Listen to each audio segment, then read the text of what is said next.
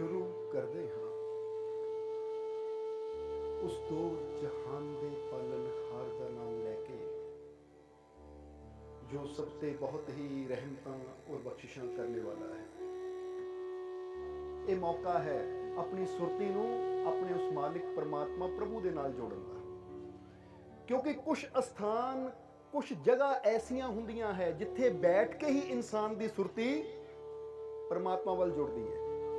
ਜਿੱਦਾਂ ਤੁਸੀਂ ਘਰ 'ਚ ਦੇਖਦੇ ਹੋ ਕਿ ਘਰ 'ਚ ਇੱਕ ਬੈਡਰੂਮ ਹੁੰਦਾ ਹੈ, ਇੱਕ ਡਰਾਇੰਗ ਰੂਮ ਹੁੰਦਾ, ਇੱਕ ਕਿਚਨ ਹੁੰਦੀ ਹੈ, ਇੱਕ ਬਾਥਰੂਮ ਹੁੰਦਾ ਹੈ। ਜਰਾ ਨੂੰ ਸੋਚ ਕੇ ਦੇਖੋ, ਜਦੋਂ ਬੰਦਾ ਕਿਚਨ 'ਚ ਜਾਂਦਾ ਹੈ ਤਾਂ ਉਹਦਾ ਧਿਆਨ ਕਿੱਧਰ ਜਾਂਦਾ ਹੈ? ਕਿੱਧਰ ਜਾਂਦਾ ਹੈ ਉਸ ਵੇਲੇ ਧਿਆਨ? ਜਦੋਂ ਬੰਦਾ ਆਪਣੀ ਰਸੋਈ 'ਚ ਜਾਂਦਾ ਹੈ ਤਾਂ ਉਹਦਾ ਧਿਆਨ ਖਾਣ ਪੀਣ ਜਾਂ ਬਣਾਉਣ ਵੱਲ ਹੀ ਜਾਂਦਾ ਹੈ। ਹੁਣ ਜਦੋਂ ਬੰਦਾ ਬੈਡਰੂਮ 'ਚ ਜਾਂਦਾ ਹੈ, ਬੈੱਡ ਦੇ ਉੱਪਰ ਲੇਟਦਾ ਹੈ, ਤਾਂ ਉਸ ਵੇਲੇ ਉਹਨੂੰ ਪਤਾ ਹੈ ਕਿ ਬੈਡਰੂਮ ਹੈ, ਇੱਥੇ ਮੈਂ ਸੋਣਾ ਹੈ, ਇੱਥੇ ਮੈਂ ਰੈਸਟ ਕਰਨੀ ਹੈ, ਆਰਾਮ ਕਰਨਾ ਹੈ।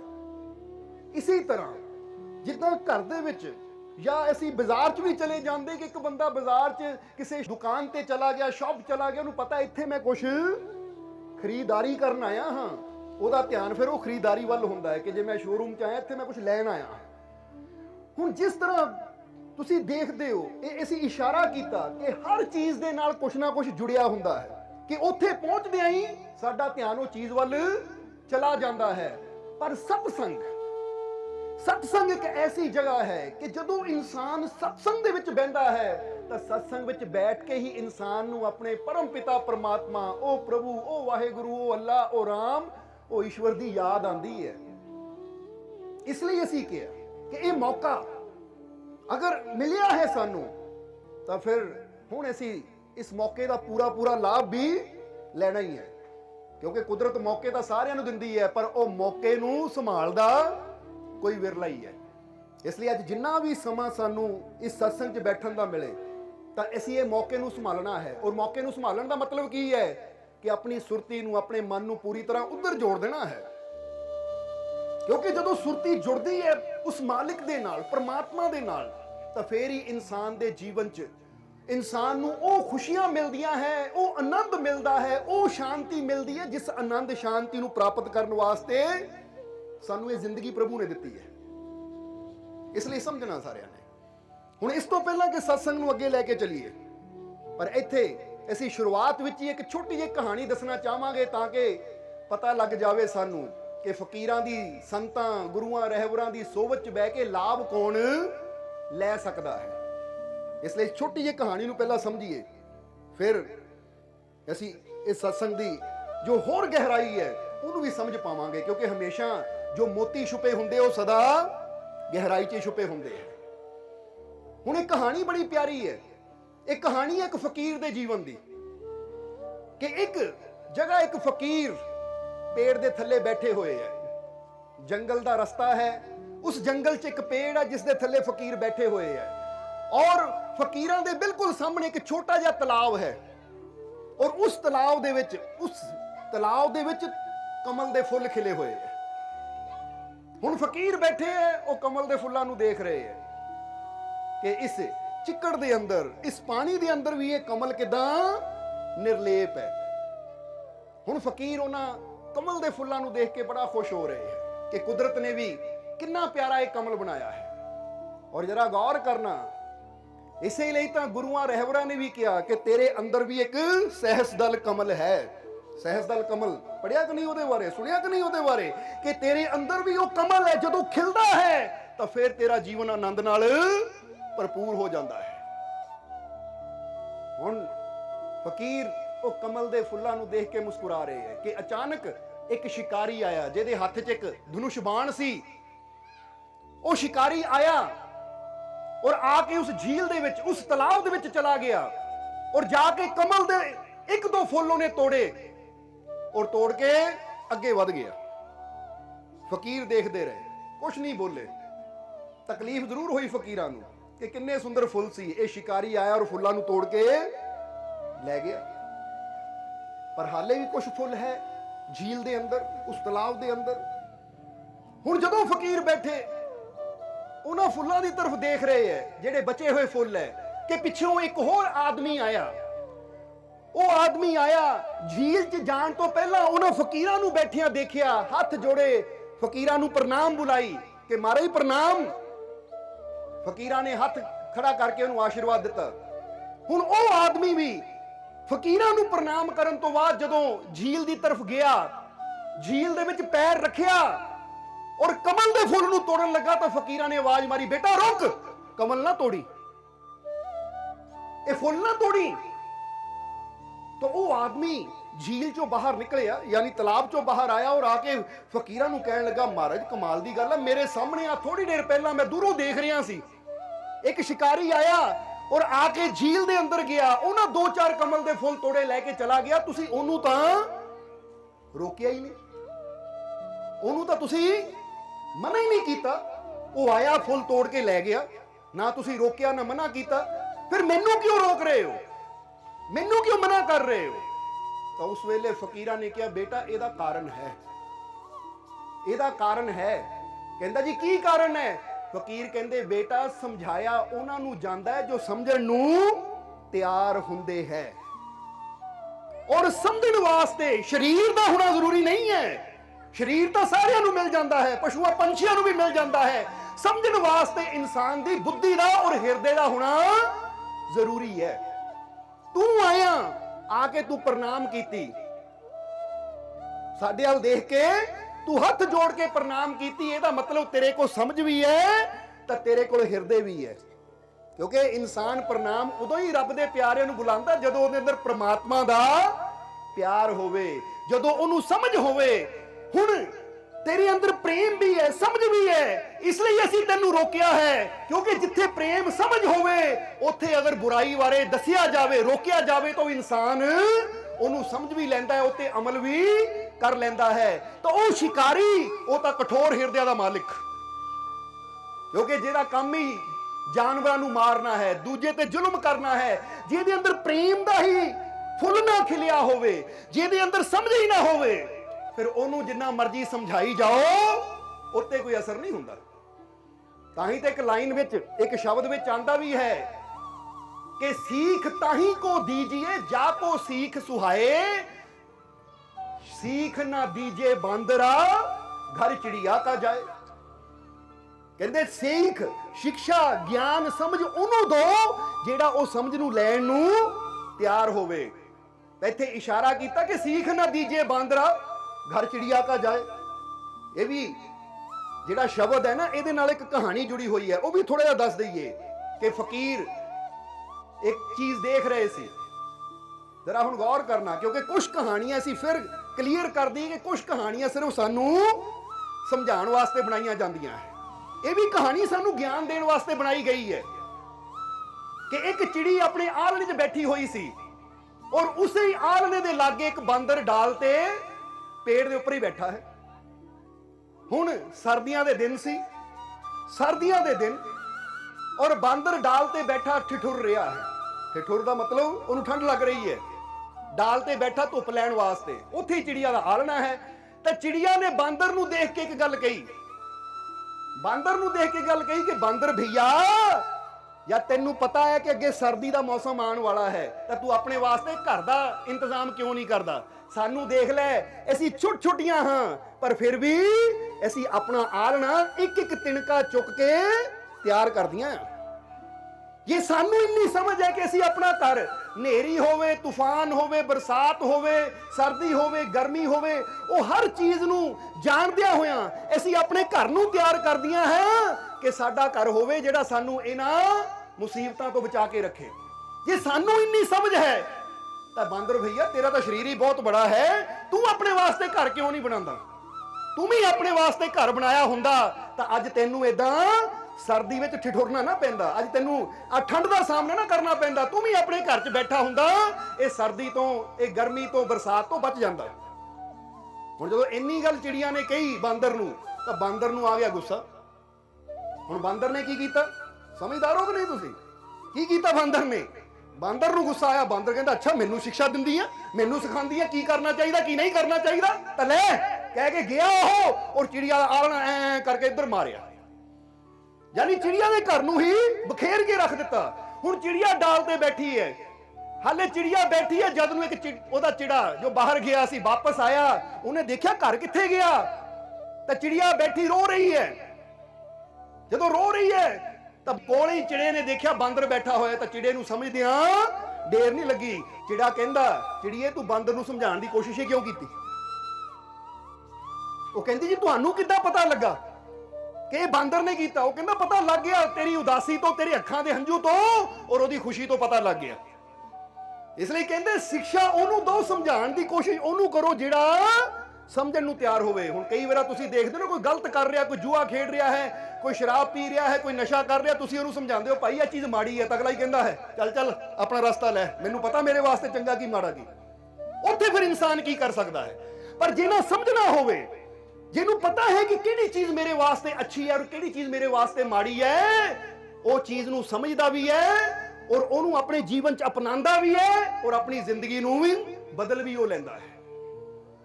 ਇਸ ਲਈ ਇਸ ਸ਼ਬਦ ਅੰਦਰ ਇਹੀ ਦੱਸਿਆ ਹੈ ਕਿ ਸਿੱਖਿਆ ਉਹਨੂੰ ਦਿੱਤੀ ਜਾਂਦੀ ਹੈ, ਤਾਂ ਫਕੀਰ ਉਹਨੂੰ ਕਹਿ ਰਿਹਾ ਹੈ ਕਿ ਉਹ ਤਾਂ ਸ਼ਿਕਾਰੀ ਹੈ, ਕਠੋਰ ਹਿਰਦੇ ਦਾ ਮਾਲਿਕ।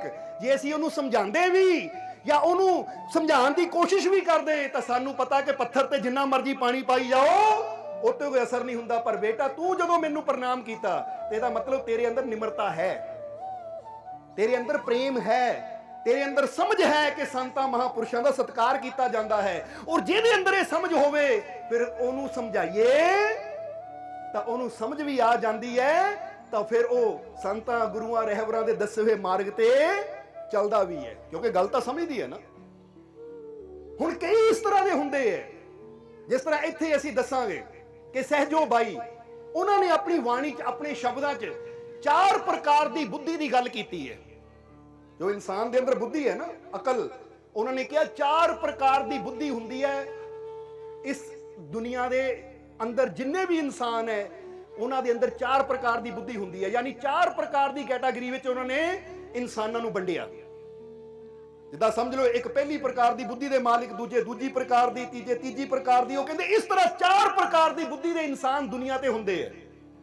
ਹੁਣ ਉਹ 4 ਪ੍ਰਕਾਰ ਦੀ ਬੁੱਧੀ ਕਿਹੜੀ ਹੈ, ਜਰਾ ਉਹਨਾਂ ਦੀ ਬਾਣੀ ਨੂੰ ਸਮਝ ਲਈਏ ਕਿ ਸਹਿਜੋ ਬਾਈ ਆਪਣੀ ਬਾਣੀ 'ਚ ਬੜਾ ਪਿਆਰਾ ਦੱਸਦੀ ਹੈ ਕਿ ਹਰੀ ਸਭ में पर सब ते न्यारे, हरी सब में पर सब ते न्यारे, 4 बुद्धि के मानुख सुआरे।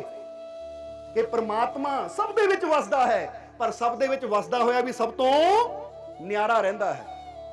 ਨਿਆਰੇ ਦਾ ਮਤਲਬ ਸਮਝਦੇ ਹੋ ਨਾ, ਜਿੱਦਾਂ ਹੀ ਕਮਲ ਦੀ ਮਿਸਾਲ ਦਿੱਤੀ ਕਿ ਕਮਲ ਚਿੱਕੜ 'ਚ ਰਹਿੰਦੇ ਹੋਇਆ ਵੀ ਚਿੱਕੜ ਦੀਆਂ ਬੂੰਦਾਂ ਜਾਂ ਚਿੱਕੜ ਦੇ ਪਾਣੀ ਤੋਂ ਉਹ ਉੱਪਰ ਰਹਿੰਦਾ ਹੈ, ਯਾਨੀ ਰਹਿੰਦਾ ਜੜ ਉਹਦੀ ਬਿਸ਼ੱਕ ਉਸ ਝੀਲ ਦੇ ਵਿੱਚ ਹੈ, ਛੱਪੜ ਦੇ ਵਿੱਚ ਹੈ, ਪਰ ਫਿਰ ਵੀ ਉਹ 'ਚ ਰਹਿੰਦਾ ਹੋਇਆ ਵੀ ਨਿਰਮਲ ਹੈ, ਕਿ ਉੱਤੇ ਉਹਦੀ ਗੰਦਗੀ ਦਾ ਕੋਈ ਅਸਰ ਨਹੀਂ ਹੈ।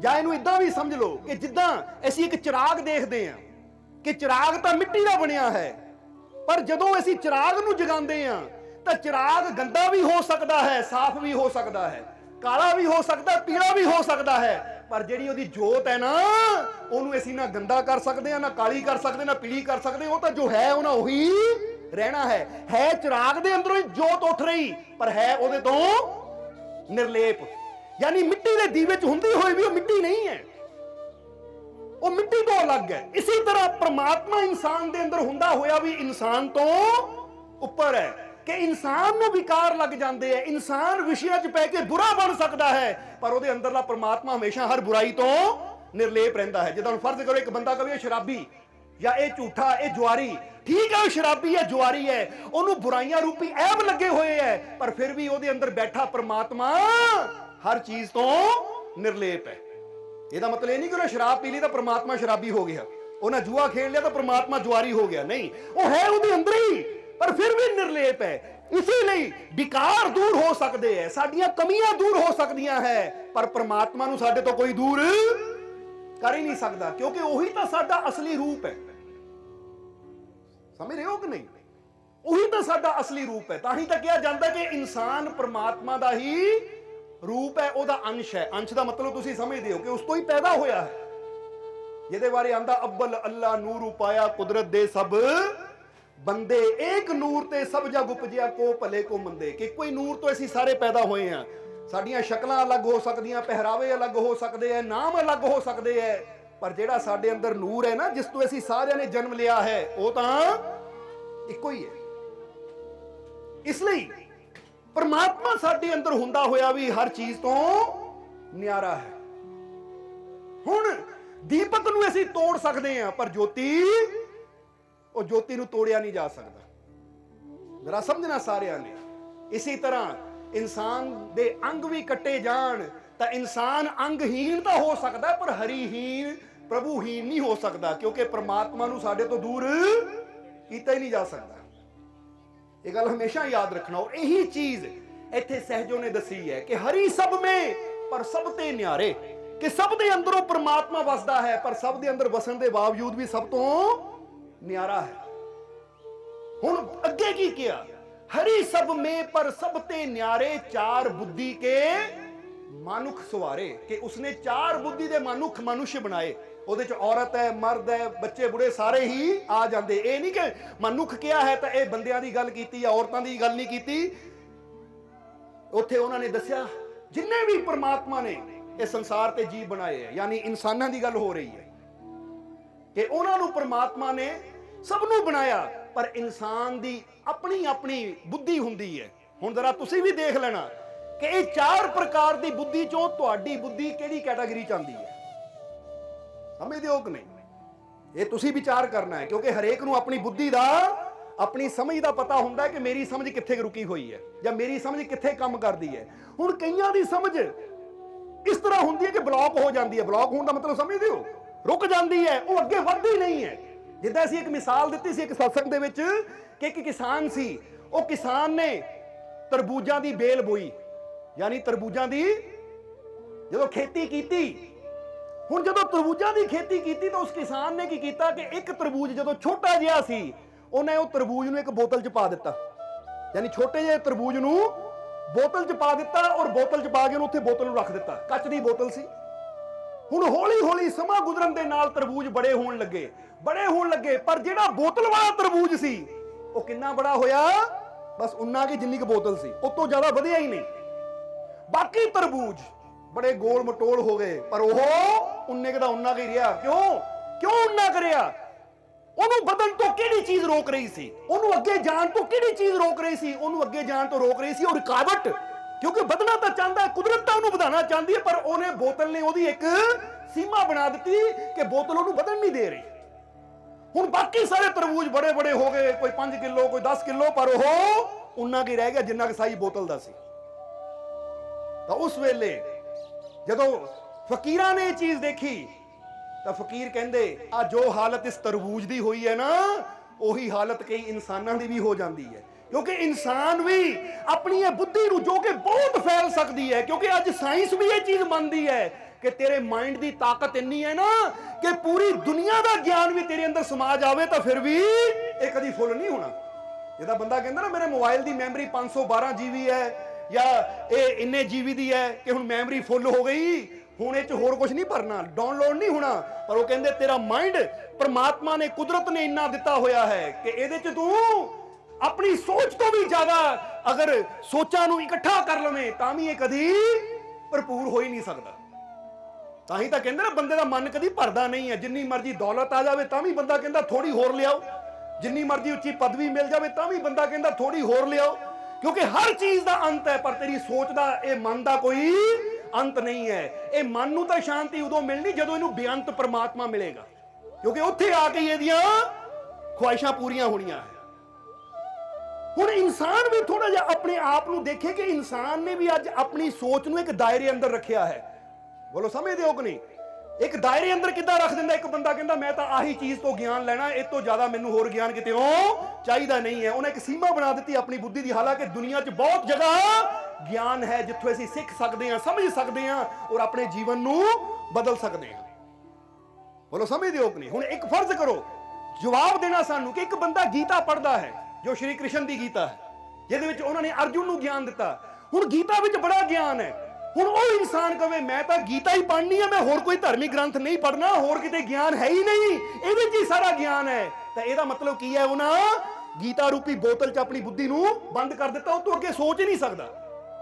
ਹਾਲਾਂਕਿ ਗੁਰਬਾਣੀ 'ਚ ਬਹੁਤ ਗਿਆਨ ਹੈ, ਕੁਰਾਨ 'ਚ ਬਹੁਤ ਗਿਆਨ ਹੈ, ਬਾਈਬਲ 'ਚ ਬਹੁਤ ਗਿਆਨ ਹੈ, ਹੋਰ ਧਾਰਮਿਕ ਸ਼ਾਸਤਰ ਹੈ, ਵੇਦਾਂ ਸ਼ਾਸਤਰਾਂ 'ਚ ਬਹੁਤ ਗਿਆਨ ਹੈ। ਜਿਹਨੇ ਸਿੱਖਣਾ ਹੋਵੇ ਉਹ ਤਾਂ ਦੁਨੀਆ ਦੀ ਹਰ ਚੀਜ਼ ਤੋਂ ਸਿੱਖਿਆ ਲੈ ਸਕਦਾ ਹੈ। ਪਰ ਜਿਹੜਾ ਇੱਕ ਸੀਮਾ ਬਣਾ ਦਿੰਦਾ ਕਿ ਆਹੀ ਹੈ ਮੇਰਾ, ਬਸ ਇਹੀ ਮੇਰੇ ਗਿਆਨ ਦਾ ਸਰੋਤ ਹੈ, ਇੱਥੋਂ ਹੀ ਲੈਣਾ ਹੈ, ਤਾਂ ਇਹ ਤਾਂ ਸਵਾਮੀ ਵਿਵੇਕਾਨੰਦ ਨੇ ਵੀ ਕਿਹਾ ਹੈ स्वामी विवेकानंद भी दसदे है कि सारी दुनिया दे शास्त्र मिलके भी, जरा गौर करना, वो कहते सारी दुनिया के शास्त्रों में जिन्ना ज्ञान है ना, वो सारा ज्ञान ऐसी जे प्रभु के ज्ञान के सामने कहिए तो बड़ा छोटा, हाले बहुत कुछ जानने नू, बहुत कुछ समझण नू बाकी है। ताही तो श्री गुरु नानक देव जी की मिसाल दी दी है कि श्री गुरु नानक देव जी जो समुद्र के किनारे तुरे जा रहे थे, तो समुद्र के किनारे चलदियां चलदियां भाई मरदाना जी ने उन्होंने सवाल पूछ लिया, कहते सतगुरु तुसी परमात्मा नू किन्ना क जानिया है, तुसी उस परमात्मा नू, वो वाहेगुरु नू किन्ना क जानिया है। तो हुण देखो श्री गुरु नानक देव जी बोल के नहीं समझाया, क्योंकि कुछ चीज़ां हुंदियां बोल के नहीं दसियां जांदियां, उत्थे तो इशारे ही करने पैंदे है।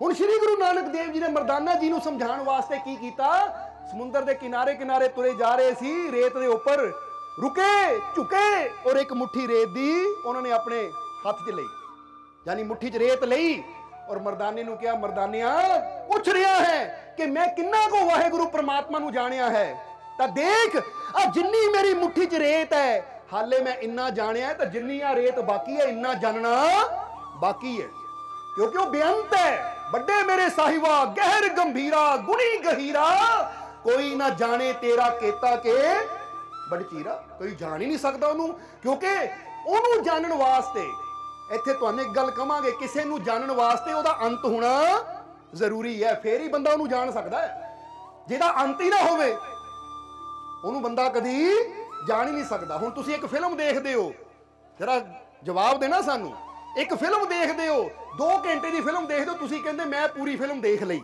मैनूं पता फिल्म च की होया, क्योंकि 2 घंटे या 2.5 घंटे की सी, पर एक ऐसी फिल्म है जो हाले चले ही रही है, चले ही रही है, चले रही है, एंड है ही नहीं, तो कोई तुहानू पूछे पूरी फिल्म देख ली, तुसीं कहना नहीं हाले तो देख रहे, एंड तो हाले आया ही नहीं, हाले तो पता नहीं एंड साल बाद आना, 2 साल बाद आना, 10 साल बाद आना, कदों एंड आना, जो एंड आएगा फिर दसांगे।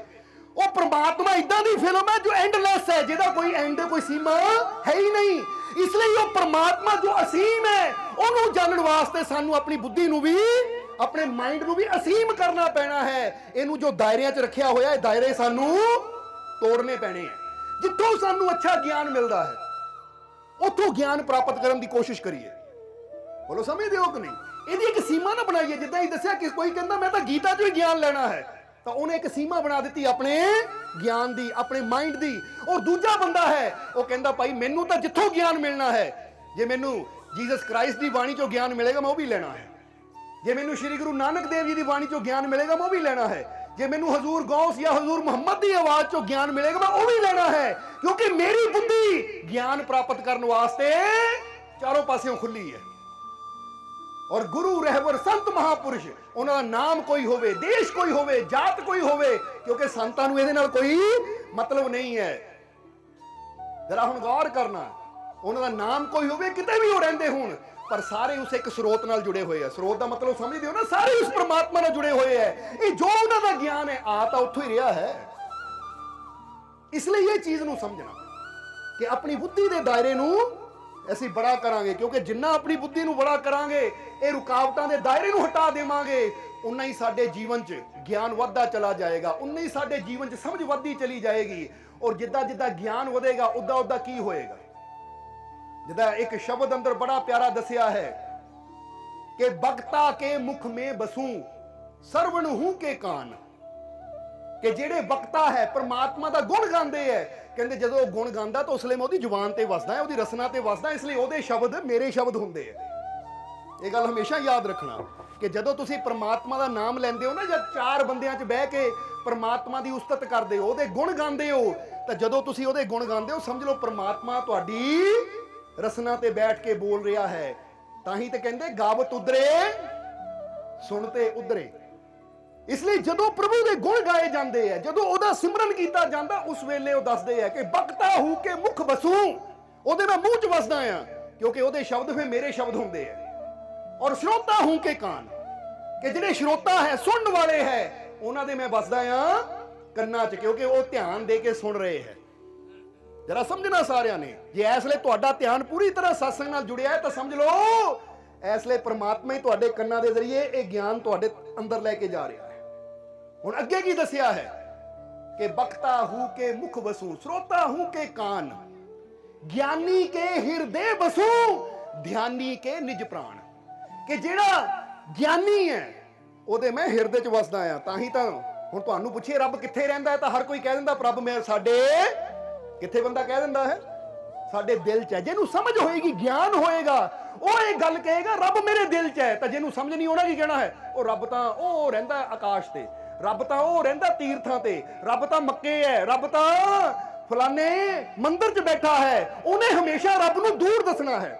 ਔਰ ਜਿਹੜਾ ਪਰਮਾਤਮਾ ਨੂੰ, ਭਗਵਾਨ ਨੂੰ ਦੂਰ ਦੱਸਦਾ ਹੈ, ਇਹਦਾ ਮਤਲਬ ਹਾਲੇ ਇਹਨੂੰ ਗਿਆਨ ਹੈ ਹੀ ਨਹੀਂ। ਜਿਹਨੇ ਸਮਝ ਲਿਆ ਕਿ ਪ੍ਰਮਾਤਮਾ ਮੇਰੇ ਅੰਦਰ ਹੈ, ਚਲੋ ਇੰਨੀ ਸਮਝ ਤਾਂ ਹੈ ਨਾ, ਇੰਨਾ ਗਿਆਨ ਤਾਂ ਹੈ ਨਾ ਕਿ ਪ੍ਰਮਾਤਮਾ ਮੇਰੇ ਅੰਦਰ ਹੈ। ਇਸ ਲਈ ਅਸੀਂ ਹਮੇਸ਼ਾ ਕਹਿੰਦੇ ਆ ਕਿ ਜਿਹੜਾ ਕਹਿੰਦਾ ਰੱਬ ਦੂਰ ਹੈ ਉਹਦੀ ਕਦੀ ਰੱਬ ਨਾਲ ਮੁਲਾਕਾਤ ਨਹੀਂ ਹੁੰਦੀ। ਤਾਂ ਜਿਹੜਾ ਮੰਨ ਲੈਂਦਾ ਰੱਬ ਮੇਰੇ ਅੰਦਰ ਹੈ ਉਹਦੀ ਅੱਜ ਨਹੀਂ ਤਾਂ ਕੱਲ ਮੁਲਾਕਾਤ ਹੋ ਹੀ ਜਾਂਦੀ ਹੈ। ਕਿਉਂਕਿ ਜਦੋਂ ਅਸੀਂ ਇਸ ਵਿਸ਼ਵਾਸ ਨਾਲ ਚੱਲਦੇ ਆ ਕਿ ਮੈਨੂੰ ਬਣਾਉਣ ਵਾਲਾ ਮੇਰਾ ਮਾਲਿਕ, ਮੇਰਾ ਪ੍ਰਮਾਤਮਾ ਮੇਰੇ ਅੰਦਰ ਬੈਠਾ ਹੈ, ਤਾਂ ਫਿਰ ਮੁਲਾਕਾਤ ਵੀ ਉਹਦੇ ਨਾਲ ਹੋ ਜਾਂਦੀ। ਕਿਉਂਕਿ ਜਿਹੜਾ ਹੈ ਹੀ ਅੰਦਰ ਉਹ ਕਿੰਨੀ ਕੁ ਦੇਰ ਬਚੇਗਾ। ਜਿੱਦਾਂ ਨੂੰ ਫਰਜ਼ ਕਰੋ ਬੰਦਾ ਕਹਿੰਦਾ ਕਿ ਘਰ ਦੇ ਵਿੱਚ 10 ਕਮਰੇ ਹੈ ਪਰ ਘਰ ਦਾ ਮਾਲਕ ਅੰਦਰ ਲੁੱਕ ਕੇ ਬੈਠਾ ਹੈ। ਹੁਣ ਤੁਹਾਨੂੰ ਪਤਾ ਘਰ ਦਾ ਮਾਲਕ ਅੰਦਰ ਹੈ ਤਾਂ ਤੁਸੀਂ ਲੱਭੋਗੇ, ਤਲਾਸ਼ ਕਰੋਗੇ, ਕਿੰਨੀ ਦੇਰ ਲੁਕੇਗਾ। ਆਖਰ ਇੱਕ ਨਾ ਇੱਕ ਦਿਨ ਤਾਂ ਪਕੜ ਚ ਆਏਗਾ ਹੀ ਕਿ ਕਿੱਥੇ ਲੁੱਕ ਕੇ ਬੈਠਾ ਹੈ। ਤਾਂ ਹੀ ਤਾਂ ਬੁੱਲੇ ਸ਼ਾਹ ਨੇ ਕਿਹਾ ਨਾ ਮੇਰੀ ਬੁੱਕਲ ਦੇ ਵਿੱਚ ਚੋਰ ਚੋਰੀ ਚੋਰੀ ਨਿਕਲ ਪਿਆ ਤੇ ਜੱਗ ਵਿੱਚ ਪੈ ਗਿਆ ਸ਼ੋਰ। ਜਾਂ ਦੂਜੇ ਲਫ਼ਜ਼ਾਂ ਚ ਉਹਨਾਂ ਨੇ ਕਿਹਾ ਕਿ ਬੁੱਲਿਆ ਸ਼ੋਹ ਤੇ ਤੋਂ ਬੱਖ ਨਹੀਂ ਪਰ ਤੇਰੀ ਦੇਖਣ ਵਾਲੀ ਅੱਖ ਨਹੀਂ। ਉਹ ਕਹਿੰਦੇ ਸ਼ੋ ਯਾਨੀ ਪ੍ਰਮਾਤਮਾ ਤੇਰੇ ਅੰਦਰ ਹੀ ਹੈ, ਤਲਾਸ਼ ਕਰ ਉਹਨੂੰ ਆਪਣੇ ਅੰਦਰੋਂ, ਦੇਖਣ ਦੀ ਕੋਸ਼ਿਸ਼ ਕਰ, ਲੱਭੇਗਾ ਤਾਂ ਮਿਲੇਗਾ। ਤਲਾਸ਼ ਕਰੇਗਾ ਤਾਂ ਤੈਨੂੰ ਉਹਦੀ ਪ੍ਰਾਪਤੀ ਵੀ ਜ਼ਰੂਰ ਹੋਏਗੀ। ਪਰ ਜੇ ਮੰਨ ਕੇ ਹੀ ਬੈਠੇ ਆ ਉਹ ਰੱਬ ਤਾਂ ਉਹ ਆਸਮਾਨ ਤੇ ਰਹਿੰਦਾ ਹੈ, ਤਾਂ ਰੱਬ ਸੋਚੋ ਫਿਰ ਜੇ ਰੱਬ ਆਸਮਾਨ ਤੇ ਰਹਿੰਦਾ ਤਾਂ ਬੰਦੇ ਦੀ ਪਕੜ 'ਚ ਤਾਂ ਕਦੀ ਆਣਾ ਹੀ ਨਹੀਂ ਹੈ। ਕਿਉਂਕਿ ਨਾ ਬੰਦੇ ਕੋ ਕੋਈ ਐਸਾ ਜਹਾਜ਼ ਬਣਨਾ ਹੈ, ਕੋਈ ਰਾਕਟ ਹੋਣਾ ਕਿ ਮੈਂ ਬੈਠਾ ਉੱਥੇ ਤਾਂ ਆਸਮਾਨ ਤੇ ਚਲਾ ਜਾਵਾਂ ਤਾਂ ਉੱਥੇ ਰੱਬ ਮਿਲ ਜਾਏਗਾ। ਪਰ ਜੇ ਅਸੀਂ ਮੰਨਦੇ ਹਾਂ ਰੱਬ ਮੇਰੇ ਅੰਦਰ ਹੈ ਤਾਂ ਫਿਰ ਤੁਹਾਡੇ ਕੋਲ ਸਮਾਂ ਹੈ, ਫਿਰ ਤੁਹਾਡੇ ਕੋਲ ਮਾਰਗ ਹੈ।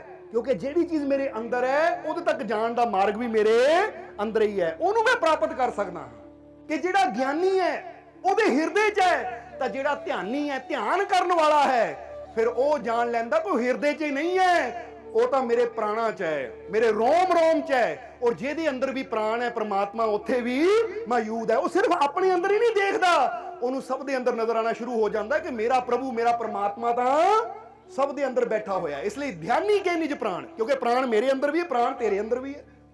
ਪ੍ਰਾਣ ਕਿਹਨੂੰ ਕਹਿੰਦੇ ਆ ਅਸੀਂ? ਜਾਨ, ਇਹ ਸਵਾਸ ਚੱਲ ਰਹੀ ਹੈ, ਇਹ ਆਤਮਾ ਜੋ ਸਾਡੀ ਹੈ, ਇਹ ਹੈ ਕਿ ਨਹੀਂ ਸਭ ਦੇ ਅੰਦਰ? ਜੇ ਤੁਸੀਂ ਬੈਠੇ ਹੋ ਤੁਹਾਡੇ ਸਵਾਸ ਚੱਲ ਰਹੇ ਤੇ ਇਹਦਾ ਮਤਲਬ ਪ੍ਰਾਣ ਹੈ, ਤਾਂ ਹੀ ਚੱਲ ਰਹੇ ਹੈ ਨਾ। ਹੁਣ ਜਿਸ ਵੇਲੇ ਇੱਕ ਧਿਆਨ ਦੇ ਵਿੱਚ ਉਤਰ ਕੇ, ਧਿਆਨੀ ਕੇ ਨਿਜ ਪ੍ਰਾਣ, ਕਿ ਧਿਆਨ ਦੇ ਵਿੱਚ ਉਤਰ ਕੇ ਇਨਸਾਨ ਉਹ ਪ੍ਰਾਣਾਂ ਦੇ ਖੇਲ ਨੂੰ ਸਮਝ ਲੈਂਦਾ ਹੈ ਕਿ ਜਿੱਥੇ ਵੀ ਪ੍ਰਾਣ ਹੈ, ਜਿੱਥੇ ਵੀ ਜਾਨ ਹੈ, ਉੱਥੇ ਮੇਰਾ ਮਾਲਿਕ ਬਸਦਾ ਹੈ। ਇਸ ਲਈ ਮੈਂ ਸਭ ਨਾਲ ਪਿਆਰ ਕਰਨਾ ਹੈ। ਹੁਣ ਤੁਸੀਂ ਸਮਝ ਲੈਣਾ ਸਾਰਿਆਂ ਨੇ। ਹੁਣ ਆ ਜੀ ਇਹ ਚਾਰ ਬੁੱਧੀ ਵਾਲੀ ਕਿ ਸਹਿਜੋ ਬਾਈ ਦੱਸ ਰਹੀ ਹੈ ਕਿ ਹਰੀ ਸਭ ਮੇ ਪਰ ਸਭ ਤੇ ਨਿਆਰੇ, ਚਾਰ ਬੁੱਧੀ ਕੇ ਮਨੁੱਖ ਸਵਾਰੇ। ਇਸ ਲਈ ਬੁੱਧੀ ਨੂੰ ਸਮਝਣ ਤੋਂ ਪਹਿਲਾਂ ਅਸੀਂ ਕਿਉਂ ਸਮਝਾਇਆ ਤੁਹਾਨੂੰ ਕਿ ਆਪਣੀਆਂ ਸੀਮਾਂ ਨੂੰ ਤੋੜ ਦਿਓ, ਇਹ ਬੋਤਲ ਨੂੰ ਤੋੜ ਦਿਓ ਜਿਹਨੇ ਇੱਕ ਦਾਇਰਾ ਬਣਾਇਆ ਹੋਇਆ ਹੈ। ਕਿਉਂਕਿ ਫੇਰ ਹੀ ਸਾਡਾ ਵਿਕਾਸ ਹੋਏਗਾ, ਫੇਰ ਹੀ ਅਸੀਂ ਤਰੱਕੀ ਕਰ ਪਾਵਾਂਗੇ, ਫੇਰ ਹੀ ਅਸੀਂ ਅੱਗੇ ਵਧ ਪਾਵਾਂਗੇ। ਅਗਰ ਅਸੀਂ ਆਪਣੀ ਸੀਮਾ ਨੂੰ ਤੋੜਾਂਗੇ ਤਾਂ ਜੇ ਅਸੀਂ ਸੀਮਾ ਨੂੰ ਹੀ ਨਾ ਤੋੜਿਆ ਤਾਂ ਫਿਰ ਅੱਗੇ ਵਧਣ ਦੇ ਚਾਂਸ ਹੀ ਖਤਮ ਹੋ ਜਾਂਦੇ। ਹੁਣ ਬੰਦਾ ਕਹੇ ਮੈਂ ਆਹ ਘੇਰੇ 'ਚ ਹੀ ਰਹਿਣਾ, ਇਸ ਤੋਂ ਬਾਅਦ ਮੈਂ ਜਾਣਾ ਹੀ ਨਹੀਂ, ਤਾਂ ਫਿਰ ਅੱਗੇ ਬੰਦਾ ਕਦੀ ਵੱਧ ਹੀ ਨਹੀਂ ਸਕਦਾ। ਉਹ ਘੇਰੇ 'ਚ ਇੱਥੇ ਘੁੰਮ ਲੇਗਾ, ਉੱਥੇ ਘੁੰਮ ਲੇਗਾ, ਇੱਥੇ ਚੱਕਰ ਲਾ ਲੇਗਾ, ਉੱਥੇ ਚੱਕਰ ਲਾ ਲੇਗਾ, ਪਰ ਰਹੇਗਾ ਉੱਥੇ ਦਾ ਉੱਥੇ ਹੀ। ਤਾਂ ਜਿਹੜਾ ਕਵੇ ਮੇਰੀ ਕੋਈ ਸੀਮਾ ਨਹੀਂ ਹੈ, ਮੈਨੂੰ ਅਸੀਮ ਨੇ ਪੈਦਾ ਕੀਤਾ ਹੈ, ਮੈਨੂੰ ਅਨੰਤ ਨੇ ਪੈਦਾ ਕੀਤਾ ਹੈ, ਤਾਂ ਮੈਂ ਵੀ ਅਸੀਮ ਹਾਂ, ਮੈਂ ਵੀ ਅਨੰਤ ਨਾਲ ਜੁੜਿਆ ਹੋਇਆ ਉਹਦਾ ਹੀ ਰੂਪ ਹਾਂ। ਜਦੋਂ ਇਸ ਸੋਚ ਨਾਲ ਬੰਦਾ ਚੱਲਦਾ ਹੈ ਤਾਂ ਫਿਰ ਕੀ ਹੁੰਦਾ ਹੈ? ਬੰਦੇ ਦੀਆਂ ਟੈਨਸ਼ਨਾਂ, ਬੰਦੇ ਦੀਆਂ ਚਿੰਤਾਵਾਂ, ਬੰਦੇ ਦੀ ਫਿਕਰ ਖਤਮ ਹੋਣੇ ਸ਼ੁਰੂ ਹੋ ਜਾਂਦੇ ਹੈ। ਕਿਉਂਕਿ ਉਹਨੂੰ ਫਿਰ ਕੀ ਆਂਦਾ ਹੈ ਕਿ ਜਿਸ ਮਾਲਿਕ ਨੇ ਮੈਨੂੰ ਪੈਦਾ ਕੀਤਾ ਹੈ, ਜਿਸ ਅਸੀਮ ਨੇ ਮੈਨੂੰ ਪੈਦਾ ਕੀਤਾ ਹੈ, ਜੋ ਮੈਨੂੰ ਪੈਦਾ ਕਰ ਸਕਦਾ ਹੈ, ਉਹ ਮੈਨੂੰ ਸੰਭਾਲ ਵੀ ਸਕਦਾ ਹੈ।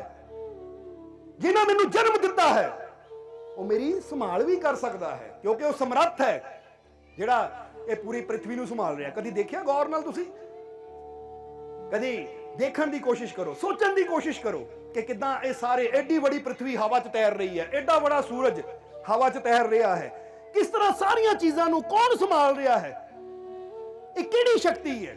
ਜਰਾ ਹੁਣ ਗੌਰ ਕਰੋ। ਇਹ ਆਕਰਸ਼ਣ ਦਾ ਜੋ ਨਿਯਮ ਹੈ, ਇਹ ਆਕਰਸ਼ਣ ਦੀ ਜੋ ਸ਼ਕਤੀ ਜਿਹਨੂੰ ਵਿਗਿਆਨ ਮੰਨਦਾ ਹੈ, ਇਹਨੂੰ ਤਾਂ ਗੁਰੂਆਂ ਰਹਿਬਰਾਂ ਨੇ ਭਗਵਾਨ ਕਿਹਾ ਹੈ, ਪ੍ਰਮਾਤਮਾ ਕਿਹਾ ਹੈ। ਉਹ ਕਹਿੰਦੇ ਪ੍ਰਮਾਤਮਾ ਹੈ ਜੋ ਸਭ ਨੂੰ ਸੰਭਾਲ ਰਿਹਾ ਹੈ। ਤਾਂ ਜਿਹੜਾ ਐਡੇ ਵੱਡੇ ਪ੍ਰਿਥਵੀ ਨੂੰ, ਜਿੱਤੇ ਕਿੰਨੇ ਅਰਬ ਲੋਕ ਰਹਿੰਦੇ ਹੈ, ਜਿਹੜਾ ਉਹਨੂੰ ਸੰਭਾਲ ਸਕਦਾ, ਉਹਦੇ ਵਾਸਤੇ ਤੈਨੂੰ ਇੱਕ ਨੂੰ ਸੰਭਾਲਣਾ ਕੋਈ ਬੜੀ ਗੱਲ ਨਹੀਂ ਹੈ। ਬੰਦਾ ਇਹ ਸੋਚੇ, ਇਹ ਪ੍ਰਿਥਵੀ ਉਹਦੇ ਸਹਾਰੇ ਚੱਲ ਰਹੀ ਹੈ, ਇਹ ਗ੍ਰਹਿ ਉਹਦੇ ਸਹਾਰੇ ਚੱਲ ਰਹੇ ਹੈ। ਤਾਂ ਜੇ ਇਹ ਸਾਰੇ ਉਹਦੇ ਸਹਾਰੇ ਚੱਲ ਰਹੇ ਹੈ ਤਾਂ ਇਹਨਾਂ 'ਚ ਕੋਈ ਵਿਘਨ ਨਹੀਂ ਆਂਦਾ, ਕੋਈ ਰੁਕਾਵਟ ਨਹੀਂ ਆਂਦੀ। ਕਦੀ ਦੇਖਿਆ ਕਿ ਸੂਰਜ ਕਹਿੰਦਾ ਹੋਵੇ ਹਾਏ ਅੱਜ ਤਾਂ ਮੈਨੂੰ ਰੁਕਾਵਟ ਆ ਗਈ, ਤਾਂ ਮੈਂ ਨਿਕਲ 'ਚ ਢੇਰ ਹੋ ਗਈ ਮੈਨੂੰ? ਸੋਚਿਆ ਕਦੀ ਸੂਰਜ ਨੂੰ ਕਹਿੰਦੇ ਸ਼ਿਕਾਇਤ ਕਰਦੇ ਆ?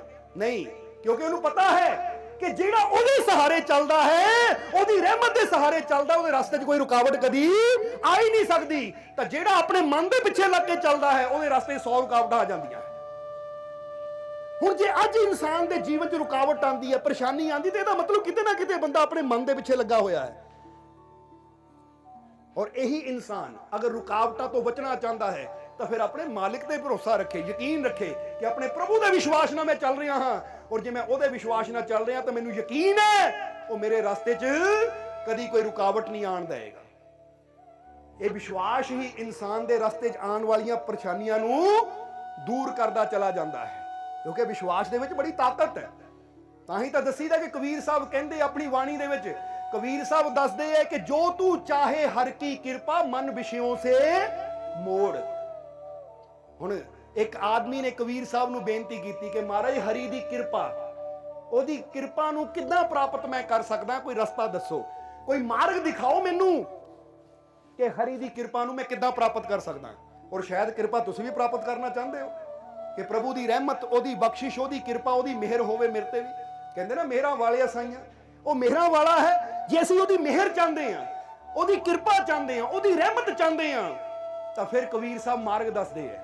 ਕਿਉਂਕਿ ਸਭ ਤੋਂ ਪਹਿਲੀ ਗੱਲ ਤਾਂ ਯਾਦ ਰੱਖੋ ਕਿ ਉਹਦੀ ਕਿਰਪਾ ਦੀ ਜ਼ਰੂਰਤ ਸਾਨੂੰ ਸਾਰੇ ਨਹੀਂ ਹੁੰਦੀ ਹੈ, ਕਿਉਂਕਿ ਜਿਹੜਾ ਕੰਮ ਉਹਦੀ ਕਿਰਪਾ ਨੇ ਕਰਨਾ ਹੈ ਉਹ ਕੰਮ ਦੁਨੀਆ ਦੀ ਹੋਰ ਕੋਈ ਚੀਜ਼ ਨਹੀਂ ਕਰ ਸਕਦੀ। ਹੁਣ ਜੇ ਸਾਨੂੰ ਸਿਹਤ ਵੀ ਅੱਛੀ ਚਾਹੀਦੀ ਹੈ, ਸਿਹਤ ਵੀ ਸਾਨੂੰ ਅੱਛੀ ਚਾਹੀਦੀ, ਤਾਂ ਅੱਛੀ ਸਿਹਤ ਕਿੱਦਾਂ ਮਿਲਦੀ ਹੈ? ਜਰਾ ਜਵਾਬ ਦਿਓ ਸਾਨੂੰ, ਅੱਛੀ ਸਿਹਤ ਕਿੱਦਾਂ ਮਿਲਦੀ ਹੈ? ਉਹਦੀ ਕਿਰਪਾ ਦੇ ਨਾਲ। ਨਹੀਂ ਤਾਂ ਜੇ ਬੰਦਾ ਸੋਚੇ ਲੈ ਮੈਨੂੰ ਤਾਂ ਅੱਛੀ ਸਿਹਤ ਮਿਲੀ ਆ ਦਵਾਈ ਖਾਣ ਦੇ ਨਾਲ, ਆ ਡਾਕਟਰ ਦੇ ਕੋਲ ਜਾਣ ਦੇ ਨਾਲ, ਤਾਂ ਹੁਣ ਜਰਾ ਸੋਚੋ ਕਿ ਡਾਕਟਰ ਵੀ ਕੀ ਕਹਿੰਦੇ ਆ। ਡਾਕਟਰ ਕਹਿੰਦੇ ਭਾਈ ਅਸੀਂ ਦਵਾਈ ਤਾਂ ਦੇ ਸਕਦੇ ਆ, ਪਰ ਠੀਕ ਤੂੰ ਉਹਦੀ ਕਿਰਪਾ ਨਾਲ ਹੀ ਹੋਣਾ, ਤੈਨੂੰ ਠੀਕ ਕਰਨਾ ਮੇਰੇ ਹੱਥ 'ਚ ਨਹੀਂ ਹੈ। ਕਈ ਵਾਰ ਬੰਦਾ ਕਹਿੰਦਾ ਨਾ ਦਵਾਈਆਂ ਬੜੀਆਂ ਖਾਧੀਆਂ, ਮੈਂ ਬੜੇ ਡਾਕਟਰਾਂ ਕੋ ਗਿਆ ਪਰ ਮੇਤੇ ਕੋਈ ਅਸਰ ਹੁੰਦਾ ਹੀ ਨਹੀਂ ਹੈ, ਦਵਾਈ ਮੇਤੇ ਅਸਰ ਹੀ ਨਹੀਂ ਕਰਦੀ, ਕਾਟ ਹੀ ਨਹੀਂ ਕਰਦੀ। ਹੁਣ ਇਹਦਾ ਮਤਲਬ ਦਵਾਈ ਤਾਂ ਲੈ ਲਈ, ਦਵਾਈ ਤਾਂ ਲੈ ਲਈ ਤੂੰ, ਡਾਕਟਰਾਂ ਕੋ ਜਾ ਕੇ ਅੱਛੀ ਤੋਂ ਅੱਛੀ ਦਵਾਈ ਤਾਂ ਖਰੀਦ ਲਈ, ਪਰ ਹਾਲੇ ਉਹ ਕੰਮ ਨਹੀਂ ਕੀਤਾ ਜਿਹਦੇ ਨਾਲ ਉਹਦੀ ਕਿਰਪਾ ਮਿਲੇ। ਕਿਉਂਕਿ ਜਦੋਂ ਉਹਦੀ ਕਿਰਪਾ ਹੁੰਦੀ ਹੈ ਤਾਂ ਯਾਦ ਰੱਖੋ ਉਹਦੀ ਕਿਰਪਾ ਦਾ ਮਤਲਬ ਕੀ ਹੈ ਕਿ ਇੱਕ ਪਾਸੇ ਬੰਦਾ ਕਹਿੰਦਾ ਮੈਂ ਤੰਦਰੁਸਤੀ ਵਾਸਤੇ ਅੱਛੇ ਤੋਂ ਅੱਛੇ, ਕੀਮਤੀ ਤੋਂ ਕੀਮਤੀ ਡਾਕਟਰ ਕੋ ਜਾ ਕੇ ਅੱਛੀ ਤੋਂ ਅੱਛੀ ਦਵਾਈ ਲੈ ਲਈ, ਪਰ ਮੈਂ ਠੀਕ ਨਹੀਂ ਹੋਇਆ।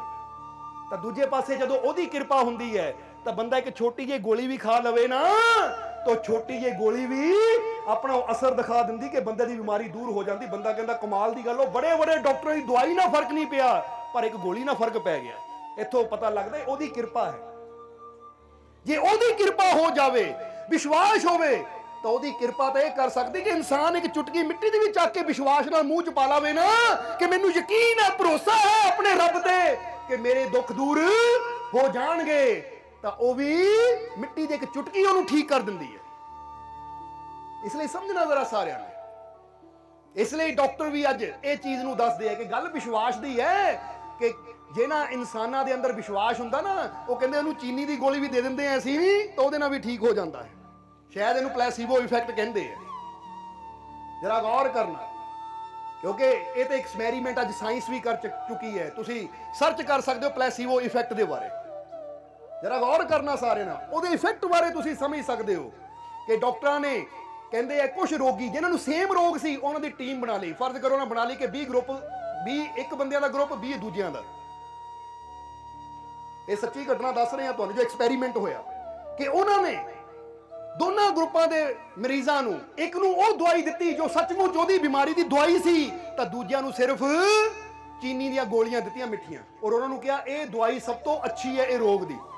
ਔਰ ਉਹ ਦੱਸਦੇ ਆ ਜੋ ਰਿਜ਼ਲਟ ਆਇਆ 6 ਮਹੀਨਿਆਂ 'ਚ, ਉਹ ਰਿਜ਼ਲਟ ਇਹੀ ਸੀ ਕਿ ਜਿੰਨਾ ਉਹ ਠੀਕ ਹੋਏ ਸੀ ਉਨਾ ਹੀ ਦੂਜੇ ਮਿੱਠੀਆਂ ਗੋਲੀਆਂ ਖਾ ਕੇ ਠੀਕ ਹੋ ਗਏ। ਕਿਉਂਕਿ ਹੁਣ ਉਹ ਜਦੋਂ ਮਿੱਠੀ ਗੋਲੀ ਖਾ ਰਹੇ ਸੀ ਤਾਂ ਉਹਨਾਂ ਨੂੰ ਪਤਾ ਨਹੀਂ ਸੀ ਮਿੱਠੀ ਗੋਲੀ ਹੈ, ਉਹ ਸੋਚ ਰਹੇ ਸੀ ਮੈਂ ਦਵਾਈ ਖਾ ਰਿਹਾ। ਉਹ ਕਹਿੰਦੇ ਠੀਕ ਕੀਤਾ ਉਹਨਾਂ ਦੇ ਵਿਸ਼ਵਾਸ ਨੇ, ਉਹਨਾਂ ਦੀ ਪੋਜ਼ਿਟਿਵ ਥਿੰਕਿੰਗ ਨੇ, ਉਹਨਾਂ ਦੀ ਸੋਚ ਨੇ ਕਿ ਮੈਨੂੰ ਅੱਛੀ ਦਵਾਈ ਮਿਲ ਰਹੀ ਹੈ ਤਾਂ ਮੈਂ ਠੀਕ ਹੋ ਜਾਣਾ ਹੈ।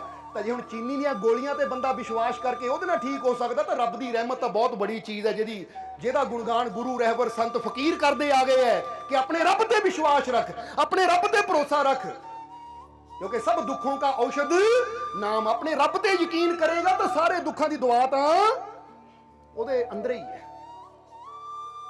ਇਸ ਲਈ ਇਨਸਾਨ ਦਾ ਵਿਸ਼ਵਾਸ ਕਿੱਥੇ ਹੈ, ਇਹ ਇਨਸਾਨ ਨੂੰ ਚੈੱਕ ਕਰਨਾ ਪਏਗਾ ਕਿ ਮੇਰਾ ਵਿਸ਼ਵਾਸ ਕਿੱਥੇ ਹੈ। ਇਸ ਲਈ ਕਬੀਰ ਸਾਹਿਬ ਕਹਿੰਦੇ ਜੋ ਤੂੰ ਚਾਹੇ ਹਰ ਕੀ ਕਿਰਪਾ ਮਨ ਵਿਸ਼ਿਓਂ ਸੇ ਮੋੜ। ਜੇ ਹਰੀ ਦੀ ਕਿਰਪਾ ਚਾਹੀਦੀ ਤਾਂ ਧਿਆਨ ਦੇ ਆਪਣੇ ਮਨ ਦੀ ਤਰਫ ਕਿ ਤੇਰਾ ਮਨ ਵਿਸ਼ਿਆਂ 'ਚ ਤਾਂ ਨਹੀਂ ਲੱਗਾ, ਵਿਕਾਰਾਂ 'ਚ ਤਾਂ ਨਹੀਂ ਲੱਗਾ, ਬੁਰਾਈ 'ਚ ਤਾਂ ਨਹੀਂ ਲੱਗਾ। ਜਿੱਦਾਂ ਅਸੀਂ ਤੁਹਾਨੂੰ ਇੱਕ ਸਵਾਲ ਪੁੱਛੀਏ ਜਵਾਬ ਦਵੋਗੇ? ਤਿਆਰ ਹੋ? ਹੁਣ ਜਰਾ ਧਿਆਨ ਦੇਣਾ, ਇਹ ਸਵਾਲ ਸਾਡਾ ਕੀ ਹੈ? ਸਵਾਲ ਸਾਡਾ ਹੈ ਕਿ ਤੁਸੀਂ ਧਾਰਮਿਕ ਹੋ? ਕਿਉਂਕਿ ਅੱਜ ਬੰਦਾ ਕਹਿੰਦਾ ਮੈਂ ਬੜਾ ਧਾਰਮਿਕ ਬੰਦਾ, ਕੀ ਤੁਸੀਂ ਧਾਰਮਿਕ ਹੋ ਜਾਂ ਅਧਾਰਮਿਕ ਹੋ? ਕੀ ਹੋ ਤੁਸੀਂ? ਜਵਾਬ ਤਾਂ ਦੇ ਦਿਓ। ਧਾਰਮਿਕ ਹੋ ਤੁਸੀਂ? ਅੱਛਾ, ਕਿਹੜਾ ਕਿਹੜਾ ਮੰਨਦਾ ਮੈਂ ਧਾਰਮਿਕ ਹਾਂ? ਜਰਾ ਹੁਣ ਗੌਰ ਕਰ, ਬਾਕੀ ਸਾਰੇ ਅਧਾਰਮਿਕ ਹੀ ਬੈਠੇ। ਸੋ ਇਨਸਾਨ ਨੂੰ ਅਗਰ ਪੁੱਛਿਆ ਜਾਵੇ ਤਾਂ ਇਨਸਾਨ ਕਹਿੰਦਾ ਮੈਂ ਧਾਰਮਿਕ ਹਾਂ। ਪਰ ਅਸੀਂ ਕਹਾਂਗੇ ਕਿ ਤੁਸੀਂ ਧਾਰਮਿਕ ਹੋ? ਧਾਰਮਿਕਤਾ ਦਾ ਮਤਲਬ ਕੀ ਹੈ? ਧਾਰਮਿਕ ਕਹਿੰਦੇ ਕਿਹਨੂੰ ਹੈ? ਹੁਣ ਕੀ ਧਾਰਮਿਕਤਾ ਦਾ ਮਤਲਬ ਇਹ ਹੈ ਕਿ ਮੰਦਰ ਗਏ, ਘੰਟੀ ਵਜਾਈ, ਪੂਜਾ ਕੀਤੀ, ਨਾਰੀਅਲ ਫੋੜਿਆ ਤਾਂ ਮੈਂ ਧਾਰਮਿਕ ਹੋ ਗਿਆ? ਜਾਂ ਮੈਂ ਮਸਜਿਦ ਗਿਆ, ਨਮਾਜ਼ ਪੜ੍ਹੀ, ਅਜ਼ਾਨ ਦਿੱਤੀ, ਅਜ਼ਾਨ ਸੁਣੀ, ਮੈਂ ਧਾਰਮਿਕ ਹੋ ਗਿਆ? ਜਾਂ ਮੈਂ ਪੂਜਾ ਪਾਠ ਕਰ ਰਿਹਾ, ਤੀਰਥਾਂ ਤੇ ਜਾ ਰਿਹਾ ਤਾਂ ਮੈਂ ਧਾਰਮਿਕ ਹੋ ਗਿਆ? ਜਾਂ ਮੈਂ ਮੱਕੇ ਹੱਜ ਕਰਨ ਜਾ ਰਿਹਾ, ਮੈਂ ਧਾਰਮਿਕ ਹੋ ਗਿਆ? ਕਿਹੜੀ ਚੀਜ਼ ਨੂੰ ਅਸੀਂ ਧਾਰਮਿਕਤਾ ਕਹਿੰਦੇ ਹਾਂ? ਕੀ ਇਹ ਧਾਰਮਿਕਤਾ ਹੈ ਕਿ ਮੰਦਰ ਜਾ ਕੇ ਪੂਜਾ ਕਰ ਲਈ, ਹਵਨ ਕਰ ਲਿਆ, ਯੱਗ ਕਰ ਲਿਆ, ਜਾਂ ਮਸਜਿਦ ਜਾ ਕੇ ਨਮਾਜ਼ ਪੜ੍ਹ ਲਈ, ਮੈਂ ਧਾਰਮਿਕ ਹੋ ਗਿਆ? ਕੀ ਇਹ ਹੈ ਧਾਰਮਿਕਤਾ? ਨਹੀਂ, ਇਹ ਧਾਰਮਿਕਤਾ ਨਹੀਂ ਹੈ। ਧਾਰਮਿਕਤਾ ਦਾ ਮਤਲਬ ਹੈ, ਸਹੀ ਮਾਇਨੇ 'ਚ ਧਾਰਮਿਕ ਉਹ ਹੈ ਜਿਹਦੇ ਅੰਦਰ ਪ੍ਰੇਮ ਹੋਵੇ, ਜਿਹਦੇ ਅੰਦਰ ਕਰੁਣਾ ਹੋਵੇ, ਜਿਹਦੇ ਅੰਦਰ ਦਇਆ ਹੋਵੇ, ਜਿਹਦੇ ਅੰਦਰ ਸ਼ਾਂਤੀ ਹੋਵੇ, ਆਨੰਦ ਹੋਵੇ। ਕਿਉਂਕਿ ਧਰਮ ਦਾ ਮਤਲਬ ਹੈ ਧਾਰਨ ਕਰਨਾ। ਜਦੋਂ ਅਸੀਂ ਸ਼ਾਂਤੀ ਨੂੰ ਧਾਰਨ ਕਰ ਲੈਂਦੇ ਹਾਂ, ਜਦੋਂ ਪ੍ਰੇਮ ਨੂੰ ਧਾਰਨ ਕਰ ਲੈਂਦੇ ਹਾਂ, ਜਦੋਂ ਨਿਮਰਤਾ ਨੂੰ ਧਾਰਨ ਕਰ ਲੈਂਦੇ ਹਾਂ, ਜਦੋਂ ਅੱਛਾਈ ਨੂੰ ਧਾਰਨ ਕਰ ਲੈਂਦੇ ਹਾਂ ਤਾਂ ਫਿਰ ਅਸੀਂ ਬਣਦੇ ਹਾਂ ਧਾਰਮਿਕ। ਸਿਰਫ ਮੰਦਰ 'ਚ ਘੰਟੀਆਂ ਵਜਾਉਣ ਨਾਲ ਬੰਦਾ ਧਾਰਮਿਕ ਨਹੀਂ ਹੋ ਸਕਦਾ। ਜਰਾ ਸਮਝਣਾ ਸਾਰਿਆਂ ਨੇ। ਮੰਦਰ 'ਚ ਜਾ ਕੇ ਪੂਜਾ ਕਰ ਲਈ ਪਰ ਬਾਹਰ ਨਿਕਲ ਕੇ ਲੋਕਾਂ ਨਾਲ ਲੜਨਾ ਸ਼ੁਰੂ ਕਰ ਦਿੱਤਾ, ਲੋਕਾਂ ਨੂੰ ਠੱਗਣਾ ਸ਼ੁਰੂ ਕਰ ਦਿੱਤਾ, ਤਾਂ ਫਿਰ ਉਹ ਧਾਰਮਿਕਤਾ ਹੈ? ਫਿਰ ਕਾਹਦੀ ਧਾਰਮਿਕਤਾ ਰਹਿ ਗਈ? ਫਿਰ ਕਾਹਦਾ ਧਰਮ ਰਹਿ ਗਿਆ? ਇਸੇ ਲਈ ਤਾਂ ਕਿਹਾ ਕਿ ਧਰਮ ਨਾ। ਜਰਾ ਹੁਣ ਗੌਰ ਕਰਨਾ, ਇੱਥੇ ਦੱਸਿਆ ਗਿਆ ਹੈ ਕਿ ਧਰਮ ਨਾ ਹਿੰਦੂ ਬੌਧ ਹੈ, ਧਰਮ ਨਾ ਮੁਸਲਿਮ ਜੈਨ।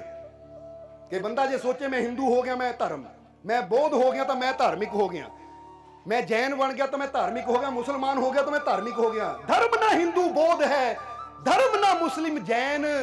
ਧਰਮ ਹੈ ਚਿੱਤ ਕੀ ਸ਼ੁੱਧਤਾ, ਧਰਮ ਸ਼ਾਂਤੀ ਸੁਖ ਚੈਨ। ਇਹ ਧਰਮ ਕੀ ਹੈ? ਕਿ ਧਰਮ ਤਾਂ ਇਨਸਾਨ ਦੇ ਅੰਦਰ ਦੀ ਸ਼ੁੱਧਤਾ ਹੈ। ਜਦੋਂ ਇਨਸਾਨ ਦਾ ਹਿਰਦਾ ਸ਼ੁੱਧ ਹੋ ਗਿਆ, ਸ਼ੁੱਧਤਾ ਦਾ ਮਤਲਬ ਹੈ ਹੁਣ ਮੇਰੇ ਦਿਲ 'ਚ ਕਿਸੇ ਵਾਸਤੇ ਨਫ਼ਰਤ ਨਹੀਂ ਰਹਿ ਗਈ, ਮੇਰੇ ਦਿਲ 'ਚ ਕੋਈ ਬੁਰਾਈ ਨਹੀਂ ਰਹਿ ਗਈ, ਮੇਰੇ ਦਿਲ 'ਚ ਅਹੰਕਾਰ ਨਹੀਂ ਰਹਿ ਗਿਆ, ਮੇਰੇ ਅੰਦਰ ਕ੍ਰੋਧ ਨਹੀਂ ਰਹਿ ਗਿਆ, ਮੇਰੇ ਅੰਦਰ ਈਰਖਾ द्वेष नहीं रह गया, मेरे अंदर हुण निमरता आ गई, प्यार आ गया, शांति आ गई, सरबत दे भले दी कामना आ गई, मेरा हिरदा हुण शुद्ध है, साफ है। तो ऐसा इंसान ही सही मानिया च धार्मिक है।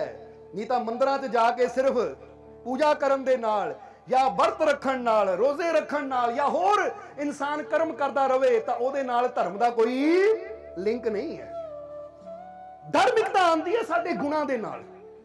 ਹੁਣ ਜਰਾ ਸੋਚੋ ਤੁਸੀਂ ਕਿ ਇੱਕ ਡੱਬੇ ਦੇ ਉੱਪਰ ਲਿਖਿਆ ਹੋਵੇ ਸੇਬ, ਪਰ ਤੁਸੀਂ ਡੱਬਾ ਖੋਲ ਕੇ ਦੇਖਦੇ ਹੋ ਉਹਦੇ ਚੋਂ ਨਿਕਲਦੇ ਆਲੂ, ਤਾਂ ਤੁਸੀਂ ਕੀ ਕਹਿਣਾ ਹੈ? ਸੇਬ ਸਮਝ ਕੇ ਖਾ ਜਾਣੀ ਹੈ ਤੁਸੀਂ ਕਿ ਲੈ ਵੀ ਆ ਸੇਬ ਹੀ ਹੈ, ਕਿਉਂਕਿ ਡੱਬੇ ਤੇ ਲਿਖਿਆ ਸੇਬ ਹੈ ਤਾਂ ਮੈਂ ਇਹਨੂੰ ਸੇਬ ਦੀ ਤਰ੍ਹਾਂ ਕੱਟ ਕੱਟ ਕੇ ਸਵਾਦ ਨਾਲ ਖਾਣਾ ਹੈ। ਤੁਸੀਂ ਕਹਿਣਾ ਕੀ ਮੂਰਖਤਾ ਹੈ, ਉਹ ਲਿਖਿਆ ਸੇਬ ਹੈ ਤਾਂ ਰੱਖੇ ਆਲੂ, ਇਹ ਕੀ ਪਾਗਲ ਬਣਾ ਰਹੇ ਹੋ ਸਾਨੂੰ? ਤਾਂ ਜਰਾ ਹੁਣ ਸੋਚੋ, ਉੱਥੇ ਤਾਂ ਸਾਨੂੰ ਗੁੱਸਾ ਆਉਂਦਾ ਹੈ, ਉੱਥੇ ਤਾਂ ਬੰਦਾ ਕਹਿੰਦਾ ਕੀ ਪਾਗਲ ਬਣਾ ਰਹੇ ਹੋ। ਤਾਂ ਜਦੋਂ ਕੋਈ ਇਨਸਾਨ ਬਾਹਰੋਂ ਕਹਿੰਦਾ ਮੈਂ ਬੜਾ ਧਾਰਮਿਕ, ਪਰ ਅੰਦਰ ਉਹਦੇ ਕ੍ਰੋਧ ਹੋਵੇ, ਅੰਦਰ ਉਹਦੇ ਨਫ਼ਰਤ ਹੋਵੇ, ਅੰਦਰ ਬੈਰ ਵਿਰੋਧਤਾ ਹੋਵੇ, ਤਾਂ ਬੰਦਾ ਉੱਥੇ ਵੀ ਕਵੇ ਆ ਕੀ ਮੂਰਖਤਾ ਕਰ ਰਿਹਾ ਭਾਈ, ਤੂੰ ਕੀ ਸਾਨੂੰ ਮੂਰਖ ਬਣਾ ਰਿਹਾ? ਆ ਕੋਈ ਧਾਰਮਿਕਤਾ? ਉੱਪਰ ਨਾਮ ਤਾਂ ਲਿਖਿਆ ਸੇਬ ਪਰ ਵਿੱਚ ਤੇਰੇ ਭਰੇ ਆਲੂ। ਜੇ ਡੱਬੇ ਤੇ ਸੇਬ ਹੈ ਤਾਂ ਉਹਦੇ ਅੰਦਰ ਸੇਬ ਹੋਣੇ ਚਾਹੀਦੇ। ਜੇ ਉੱਪਰ ਅਸੀਂ ਮੰਨਦੇ ਹਾਂ ਕਿ ਮੈਂ ਧਾਰਮਿਕ ਹਾਂ ਤਾਂ ਮੇਰੇ ਅੰਦਰ ਵੀ ਉਹ ਧਰਮ ਨਾਲ ਜੁੜੀਆਂ ਸਾਰੀਆਂ ਚੀਜ਼ਾਂ ਹੋਣੀਆਂ ਚਾਹੀਦੀਆਂ ਹੈ, ਕਿਉਂਕਿ ਧਾਰਮਿਕਤਾ ਦਾ ਮਤਲਬ ਪ੍ਰੇਮ ਹੈ। अच्छाई है, सच्चाई है, निमरता है, शांति है, आनंद है। अगर ये चीज़ां साडे अंदर नहीं है, माड़ी माड़ी गल ते असीं क्रोध करते हैं, माड़ी माड़ी गल ते दूजिਆਂ ਨੂੰ बुरा बोलते हैं, माड़ी माड़ी गल ते झगड़े करते हैं, निंदिया करते हैं, चुगली करते हैं, ठगी करते हैं, चोरी करते हैं, नशे करते हैं, तो बाहरों असीं जिन्ना मर्जी लेवल ला लईए, मैं हिंदू, मैं मुसलमान, मैं ये मैं वो सारियां फिर असीं कहांगे दिखावे दीयां गल्लां आ। इसलिए दिखावे च जिहड़ा इंसान पै जांदा है वो कभी भी परमात्मा तक नहीं पहुंचता, क्योंकि परमात्मा नूं मतलब नहीं है डब्बे ते की लिखिया है, परमात्मा ने तो यह देखना तेरे अंदर की है। बोलो समझदे हो कि नहीं? इसलिए अंदर है प्रेम, अंदर है निमरता, अंदर है शांति, तो फिर परमात्मा खुश। बाहरों कपड़े जो मर्जी हो, बाहरों धर्म नाल परमात्मा नूं, नावां नाल कोई परमात्मा नूं मतलब नहीं है। हुण जरा तुसीं एक जवाब देना सानूं कि एक आदमी तुरिया आ रहा है, जदों आदमी तुरिया आ रहा इधरों तुसीं जा रहे हो, ਜਦੋਂ ਤੁਹਾਡੇ ਨਾਲ ਉਹਦੀ ਮੁਲਾਕਾਤ ਹੁੰਦੀ ਹੈ, ਉਹ ਤੁਹਾਨੂੰ ਪ੍ਰੇਮ ਨਾਲ ਬੁਲਾਉਂਦਾ ਹੈ, ਹੱਥ ਜੋੜ ਕੇ ਇੱਜ਼ਤ ਨਾਲ ਬੁਲਾਉਂਦਾ ਹੈ, ਤੁਹਾਡਾ ਹਾਲ ਚਾਲ ਪੁੱਛਦਾ ਹੈ, ਜਾਂ ਤੁਹਾਡੀ ਕੋਈ ਸੇਵਾ ਕਰਦਾ ਹੈ, ਤੁਹਾਨੂੰ ਕੁਝ ਖਾਣ ਪੀਣ ਨੂੰ ਦਿੰਦਾ ਹੈ, ਫਿਰ ਤੁਸੀਂ ਚਲੇ ਜਾਂਦੇ ਹੋ ਅੱਗੇ, ਤਾਂ ਤੁਹਾਡੇ ਮਨ 'ਚ ਉਹਦੀ ਛਵੀ ਕੀ ਬਣਦੀ ਹੈ? ਜਵਾਬ ਦਿਓ ਸਾਨੂੰ। ਤੁਸੀਂ ਕਹਿਣਾ ਕਿੰਨਾ ਅੱਛਾ ਬੰਦਾ ਹੈ, ਹਾਲਾਂਕਿ ਤੁਹਾਨੂੰ ਨਹੀਂ ਪਤਾ ਇਹਦਾ ਧਰਮ ਕੀ ਹੈ, ਇਹਦੀ ਜਾਤ ਕੀ ਹੈ, ਇਹਦਾ ਨਾਮ ਕੀ ਹੈ। ਤੁਸੀਂ ਨਹੀਂ ਪੁੱਛਿਆ ਉਹਨੂੰ ਭਾਈ ਤੂੰ ਕੌਣ ਹੈ, ਸਿੰਘ ਹੈ, ਖਾਨ ਹੈ, ਪੰਡਿਤ ਹੈ, ਸ਼ਰਮਾ ਹੈ, ਕੌਣ ਹੈ ਤੂੰ? ਤੁਸੀਂ ਉਹਨੂੰ ਅੱਛਾ ਮੰਨ ਲਿਆ ਸਿਰਫ ਉਹਦੇ ਸੁਭਾਅ ਨੂੰ ਦੇਖ ਕੇ, ਉਹਦੀ ਬੋਲ ਬਾਣੀ ਨੂੰ ਦੇਖ ਕੇ। ਬੋਲੋ ਸਮਝਦੇ ਹੋ ਕਿ ਨਹੀਂ? ਤੁਸੀਂ ਉਹਦੀ ਕਰਨੀ ਦੇਖੀ, ਉਹਦੀ ਅੱਛਾਈ ਦੇਖੀ, ਤਾਂ ਤੁਹਾਡੀਆਂ ਨਜ਼ਰਾਂ 'ਚ ਉਹਦੀ ਛਵੀ ਬਣ ਗਈ ਅੱਛੀ। ਹੁਣ ਇੱਕ ਹੋਰ ਬੰਦਾ ਆ ਰਿਹਾ ਹੈ, ਤੁਹਾਨੂੰ ਪਤਾ ਇਹਦੀ ਜਾਤ ਕੀ, ਇਹਦਾ ਧਰਮ ਕੀ, ਇਹਦਾ ਨਾਮ ਕੀ ਹੈ, ਪਰ ਉਹ ਆਉਂਦਿਆਂ ਹੀ ਤੁਹਾਨੂੰ ਗਾਲਾਂ ਕੱਢਣੀਆਂ ਸ਼ੁਰੂ ਕਰ ਦਿੰਦਾ ਹੈ, ਤੁਹਾਨੂੰ ਬੁਰਾ ਬੋਲਣਾ ਸ਼ੁਰੂ ਕਰ ਦਿੰਦਾ ਹੈ। ਤਾਂ ਤੁਸੀਂ ਕੀ ਕਹਿੰਦੇ ਹੋ? ਤੁਸੀਂ ਇਹ ਥੋੜੀ ਕਹਿੰਦੇ ਹੋ ਇਹ फलाना आदमी है भाई, ਇਹਦਾ ਆ ਧਰਮ ਹੈ, ਇਹਦੇ ਧਰਮ ਦੇ ਪੀਰ ਪੈਗੰਬਰ ਔਲੀਆ ਅਵਤਾਰ ਗੁਰੂ ਰਹਿਬਰ ਤਾਂ ਬੜੇ ਚੰਗੇ ਸੀ, ਤੇ ਇਹ ਵੀ ਉਹ ਧਰਮ ਨਾਲ ਜੁੜਿਆ ਹੈ, ਇਸ ਲਈ ਬੰਦਾ ਚੰਗਾ। ਤੁਸੀਂ ਕਹਿੰਦੇ ਨਹੀਂ ਇਹਦੀ ਕਰਨੀ ਮਾੜੀ ਹੈ, ਗੁਰੂ ਤਾਂ ਅੱਛੇ ਸੀ, ਪੀਰ ਫਕੀਰ ਤਾਂ ਅੱਛੇ ਸੀ, ਇਹਦੀ ਕਰਨੀ ਮਾੜੀ, ਬੰਦਾ ਮਾੜਾ ਹੈ। ਇੱਥੋਂ ਕੀ ਪਤਾ? ਜੇ ਅਸੀਂ ਇੰਨੀ ਸਮਝ ਰੱਖਦੇ ਹਾਂ ਕਿ ਬੰਦੇ ਦੀ ਕਰਨੀ ਤੋਂ ਜਾਣ ਲੈਂਦੇ ਆ ਅੱਛਾ ਹੈ ਜਾਂ ਮਾੜਾ, ਤਾਂ ਫਿਰ परमात्मा कोई बेवकूफ है कि जिहड़ा वो साडे बाहरले नामां नूं देख के, धर्मां नूं देख के भुलेखे च आ जाएगा? नहीं, वो भी बड़ा समझदार है, ਉਹਨੂੰ ਵੀ ਸਾਡੇ ਨਾਮਾਂ ਨਾਲ, ਪਹਿਰਾਵੇ ਨਾਲ, ਸਾਡੇ ਬਾਹਰ ਨਾਲ ਕੋਈ ਮਤਲਬ ਨਹੀਂ ਹੈ। ਉਹ ਪ੍ਰਭੂ ਵੀ ਦੇਖਦਾ ਹੈ। ਅੱਜ ਬੰਦਾ ਕਰ ਹੀ ਰਿਹਾ ਹੈ, ਜਿੱਦਾਂ ਗੁਰਬਾਣੀ 'ਚ ਵੀ ਆਇਆ ਨਾ ਕਿ ਮਾਥੇ ਤਿਲਕ ਹੱਥ ਮਾਲਾ ਬਾਣਾ, ਲੋਗੋਂ ਨੇ ਰਾਮ ਖਿਲਾਉਣਾ ਜਾਣਾ। ਗੁਰੂਆਂ ਨੇ ਇਸ਼ਾਰਾ ਕੀ ਕੀਤਾ? ਅੱਜ ਬੰਦੇ ਨੇ ਤਾਂ ਰੱਬ ਨੂੰ ਖਿਲਾਉਣਾ ਹੀ ਸਮਝ ਲਿਆ ਹੈ ਕਿ ਮੈਂ ਇਦਾਂ ਕਰਕੇ ਚਲਾ ਜਾਊਂ ਤਾਂ ਰੱਬ ਮੰਨ ਜਾਏਗਾ। ਪਰ ਨਹੀਂ, ਰੱਬ ਨੂੰ ਇੰਨਾ ਅਸੀਂ ਖਿਲਾਉਣੇ ਦੀ ਤਰ੍ਹਾਂ ਨਾ ਸਮਝੀਏ, ਇੰਨੀ ਨੀਵੀਂ ਸੋਚ ਦਾ ਨਾ ਸਮਝੀਏ ਕਿ ਸਾਡੇ ਪਹਿਰਾਵੇ ਨੂੰ ਦੇਖ ਕੇ ਉਹ ਭੁਲੇਖੇ 'ਚ ਆ ਜਾਏਗਾ। ਨਹੀਂ, ਉਹ ਤਾਂ ਸਮਝਦਾਰ ਹੈ, ਉਹਨਾਂ ਵੀ ਸਾਡੇ ਅੰਦਰਲੀ ਕਰਨੀ ਨੂੰ ਦੇਖਣਾ। ਇਸ ਲਈ ਆਪਣੀ ਕਰਨੀ ਤੇ ਜ਼ੋਰ ਦਿਓ। ਤਾਂ ਹੀ ਕਬੀਰ ਸਾਹਿਬ ਕਹਿੰਦੇ ਜੋ ਤੂੰ ਚਾਹੇ ਹਰ ਕੀ ਕਿਰਪਾ ਮਨ ਵਿਸ਼ਿਓ ਸੇ ਮੋੜ। ਔਰ ਅਗਲੀ ਲਾਈਨ 'ਚ ਕੀ ਕਹਿੰਦੇ ਹੈ? ਕਹੇ ਕਬੀਰ ਸਤ ਸੰਗ ਮੇ ਆਕੇ ਚਿੱਤ ਸਿਮਰਨ ਸੇ ਜੋੜ। ਉਹ ਕਹਿੰਦੇ ਜੇ ਪ੍ਰਭੂ ਦੀ ਕਿਰਪਾ ਚਾਹੀਦੀ ਹੈ ਤਾਂ ਵਿਸ਼ੇ ਵਿਕਾਰਾਂ ਤੋਂ ਮਨ ਨੂੰ ਮੋੜ ਔਰ ਆਪਣੇ ਚਿੱਤ ਨੂੰ ਸਿਮਰਨ ਦੇ ਨਾਲ ਜੋੜ। ਕਿਉਂਕਿ ਜਦੋਂ ਤੂੰ ਸਿਮਰਨ ਨਾਲ ਜੁੜੇਗਾ, ਅੱਛਾਈ ਨਾਲ ਜੁੜੇਗਾ, ਨਿਮਰਤਾ ਨਾਲ ਜੁੜੇਗਾ, ਪ੍ਰੇਮ ਨਾਲ ਜੁੜੇਗਾ, ਤੇਰੇ ਅੰਦਰ ਸ਼ਾਂਤੀ ਆਏਗੀ, ਤਾਂ ਫਿਰ ਤੂੰ ਬਣੇਗਾ ਸੱਚਾ ਧਾਰਮਿਕ, ਫਿਰ ਪ੍ਰਮਾਤਮਾ ਤੇਰੇ ਨੇੜੇ ਆਏਗਾ। ਤਾਂ ਹੀ ਤਾਂ ਅਸੀਂ ਇੱਕ ਸ਼ੇਰ ਕਹੀਦਾ ਹੈ ਕਿ ਮੈਂ ਖਾਨੇ ਮੇਂ ਬੈਠਾ ਹਰ ਸ਼ਖਸ, मैं खाने में बैठा हर शख्स शराबी नहीं होता। मैं खाने में बैठा हर शख्स शराबी नहीं होता, मस्जिद में बैठा हर शख्स नमाजी नहीं होता। जिसके दिल में ना हो प्रेम की शम्मा रोशन, उससे खुदा कभी राजी नहीं होता। ये समझ लेना सारे। ये बंदा हुण सोच लवे ओ बंदा शराब खाने 'ਚ ਬੈਠਾ ਸ਼ਰਾਬੀ ਹੋਣਾ, ਤਾਂ ਕੀ ਪਤਾ ਉਹ ਆਪਣੇ ਬਾਪ ਨੂੰ ਲੈਣ ਗਿਆ ਹੋਵੇ ਜਾਂ ਕਿਸੇ ਨੂੰ ਲੈਣ ਹੀ ਗਿਆ ਹੋਵੇ, ਉਦਾਂ ਹੀ ਬੈਠਾ ਹੋਵੇ, ਸਮਝਾਣ ਹੀ ਗਿਆ ਹੋਵੇ। ਜਿੱਦਾਂ ਕਹਿੰਦੇ ਨਾ ਜੀਸਸ ਕ੍ਰਾਈਸਟ ਜਦੋਂ ਸਮਝਾਣ ਗਏ ਸ਼ਰਾਬੀਆਂ ਨੂੰ ਤਾਂ ਸ਼ਰਾਬੀਆਂ 'ਚ ਜਾ ਕੇ ਬਹਿ ਗਏ। ਪੜ੍ਹ ਕੇ ਦੇਖਣੀ ਉਹਦੇ ਜੀਵਨ ਦੀ ਕਥਾ। ਸ਼ਰਾਬੀਆਂ 'ਚ ਜਾ ਕੇ ਬਹਿ ਗਏ ਤਾਂ ਉਸ ਲਈ ਇੱਕ ਉਹਨਾਂ ਦੇ ਸੇਵਕ ਨੇ ਕਿਹਾ ਕਿ ਮਹਾਰਾਜ ਤੁਸੀਂ ਸ਼ਰਾਬੀਆਂ 'ਚ ਜਾ ਕੇ ਕਿਉਂ ਬਹਿ ਗਏ? ਤਾਂ ਉਸ ਵੇਲੇ ਜੀਸਸ ਕ੍ਰਾਈਸਟ ਕਹਿੰਦੇ ਕਿਉਂਕਿ ਮੈਂ ਇਹਨਾਂ ਦੇ ਜੀਵਨ ਨੂੰ ਬਦਲਣਾ ਹੈ, ਇਹਨਾਂ ਨੇ ਤਾਂ ਮੇਰੇ ਕੋਲ ਆਣਾ ਨਹੀਂ, ਇਸ ਲਈ ਮੈਨੂੰ ਇਹਨਾਂ ਕੋਲ ਆਣਾ ਪਿਆ। जरा हुण समझो। वो कहते जे तुसीं शराबियां नूं कहोगे कि चल मेरे प्रभु दे कोल, चल मेरे सतगुर दे कोल, तो उन्होंने कहना असीं कि उत्थे जाइए, असीं तां ठेके जाना है। उन्होंने तो उत्थे आना नहीं। इसलिए जे एक मरीज इन्ना बीमार है वो डॉक्टर को नहीं वैद को नहीं जा सकता तो वैद समझदार होंदा तो आप मरीज के कोल चला जाता है। हुण जे जीसस क्राइस्ट उत्थे जाके बह गए तो कोई कहता ये भी शराबी, तो फिर तो ओहदी कहण वाले दी मूर्खता होनी सी, क्योंकि वो उत्थे गए जरूर, बैठे जरूर, पर उन्हां दा नजरिया की सी? एक जांदा पीण वास्ते और एक जांदा है पींदियां दी छुड़ाण वास्ते, जीवन नूं बदलण वास्ते। हुण गल तां सारी साडी नीयत दी है ना, बोलो समझदे हो कि नहीं? एक बंदा कहता मैं जाके जुआ घर च जुआ खेडना है, वो इस नीयत नाल जांदा, वो गुनाहगार है। तो एक बंदा कहता मैं जाके ये जुआ घर नूं ताला लाना है, जांदा वो भी जुआ घर च है, जुआ घर नूं बंद करने वास्ते। पर ओदी जान दी और दूजे दे जान दी नीयत विच देखो कितना फर्क है। और जिद्दां दी नीयत लेके जावांगे फल भी सानू उदां दा ही मिलना है। इसलिए मैं खाने में बैठा हर शख्स शराबी नहीं होता और मस्जिद में बैठा हर शख्स नमाजी नहीं होता। हुण कई बार बंदा मस्जिद देखण चला जाता है कि लै भी देख के आइए बड़ी सोहनी है, तो हुण उत्थे जाके बह गए तो की तुसीं नमाजी बन गए? नहीं, हो सकदा घर आके बंदा बोतल दा ढक्कन खोल के शराब पीवे, अज बड़ा घुम के आ थक गया, हुण ला ला मैं नशा पी ला मैं, ला ला मैं थकावट। हुण इहदा मतलब असीं दसना की चाहते कि गल बाहर दी नहीं कि बाहर तुसीं कित्थे बैठे हो, गल तुहाडी अंदर दी है कि तुहाडी नीयत की है, तुहाडा नजरिया की है। परमात्मा शरीर नूं नहीं देखदा शराबखाने 'च बैठा या मस्जिद 'च बैठा है, मंदिर 'च बैठा, कित्थे बैठा है। परमात्मा नूं मतलब है साडी नीयत ना, साडी सोच ना, कि साडी सोच कैसी है। हुण अगर असीं किते भी बैठे होइए, जे बंदा कहे मैं तो 24 घंटे मस्जिद 'च रहिंदा, मैं 24 घंटे मंदिर 'च रहिंदा हां, तो जिसके दिल में ना हो प्रेम की शम्मा रोशन, उस शख्स से खुदा कभी राजी नहीं होता। बैठो 24 घंटे मंदिर, बैठो 24 घंटे मस्जिद, पर जे तुहाडे अंदर प्रेम ही नहीं है तो रब ने कभी राजी नहीं होना, क्योंकि जिन प्रेम कियो तिन ही प्रभ पायो। इसलिए प्रभु नूं पाण वास्ते अंदर प्रेम दा होना जरूरी है। इसलिए कबीर साहब कहते कि संतां दी संगत विच बैठ के चित सिमरन से जोड़, कि प्रभु दे सिमरन नाल मन जोड़, फिर तेरे जीवन च खुशियां आनियां है, फिर तेरे जीवन च आनंद आना है। तो जे सिमरन नूं छड्ड के, सच्चे संतां गुरुआं रहबरां नूं छड्ड के तू उन्हां मगर तुर पिया जो तैनूं ग्रहां दे चक्कर च पाई जांदे, जो तैनूं एवें भरमां भुलेखिਆਂ 'ਚ ही पाई जांदे, जो तैनूं छोटे छोटे टोटके दसदे रहिंदे है, क्योंकि टोटके दसण वाले बहुत है लुधियाणी तो खास करके, मतलब समझदे हो कि नहीं? लुधियाणी तो बड़े देखिया कि दुकाना किते रोड ते निकल जी, कई दुकाना, कई बड़े बड़े बैनर लगे हुए है, आओ आ काले इलम नाल कीता जांदा है, आ काम कीता जांदा है।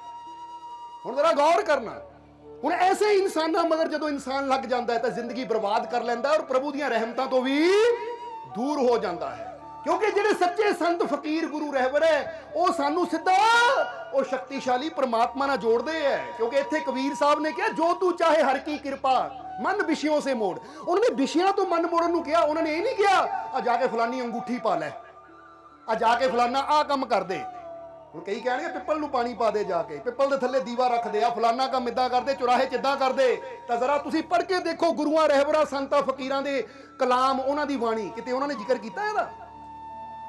जरा गौर करो, किते गुरबाणी अंदर, कुरान अंदर, गीता अंदर, बाइबल दे अंदर या होर धार्मिक शास्त्र है उन्हां अंदर किते आया है कि भाई तू आ टोटका इदां करेगा तो फिर शनि ने राजी हो जाना है, तू आ टोटका इदां करेगा मंगल तेरा भारी है वो ठीक हो जाएगा, ते आ ग्रह भारा ठीक हो जाएगा? नहीं, क्योंकि उन्होंने जिन्होंने समझिया है परमात्मा नूं, उन्होंने पता है चीज़ां तो बड़ियां छोटियां है, इन्हां पिछे लग के इंसान अपना इन्ना कीमती जीवन बर्बाद कर दिंदा है।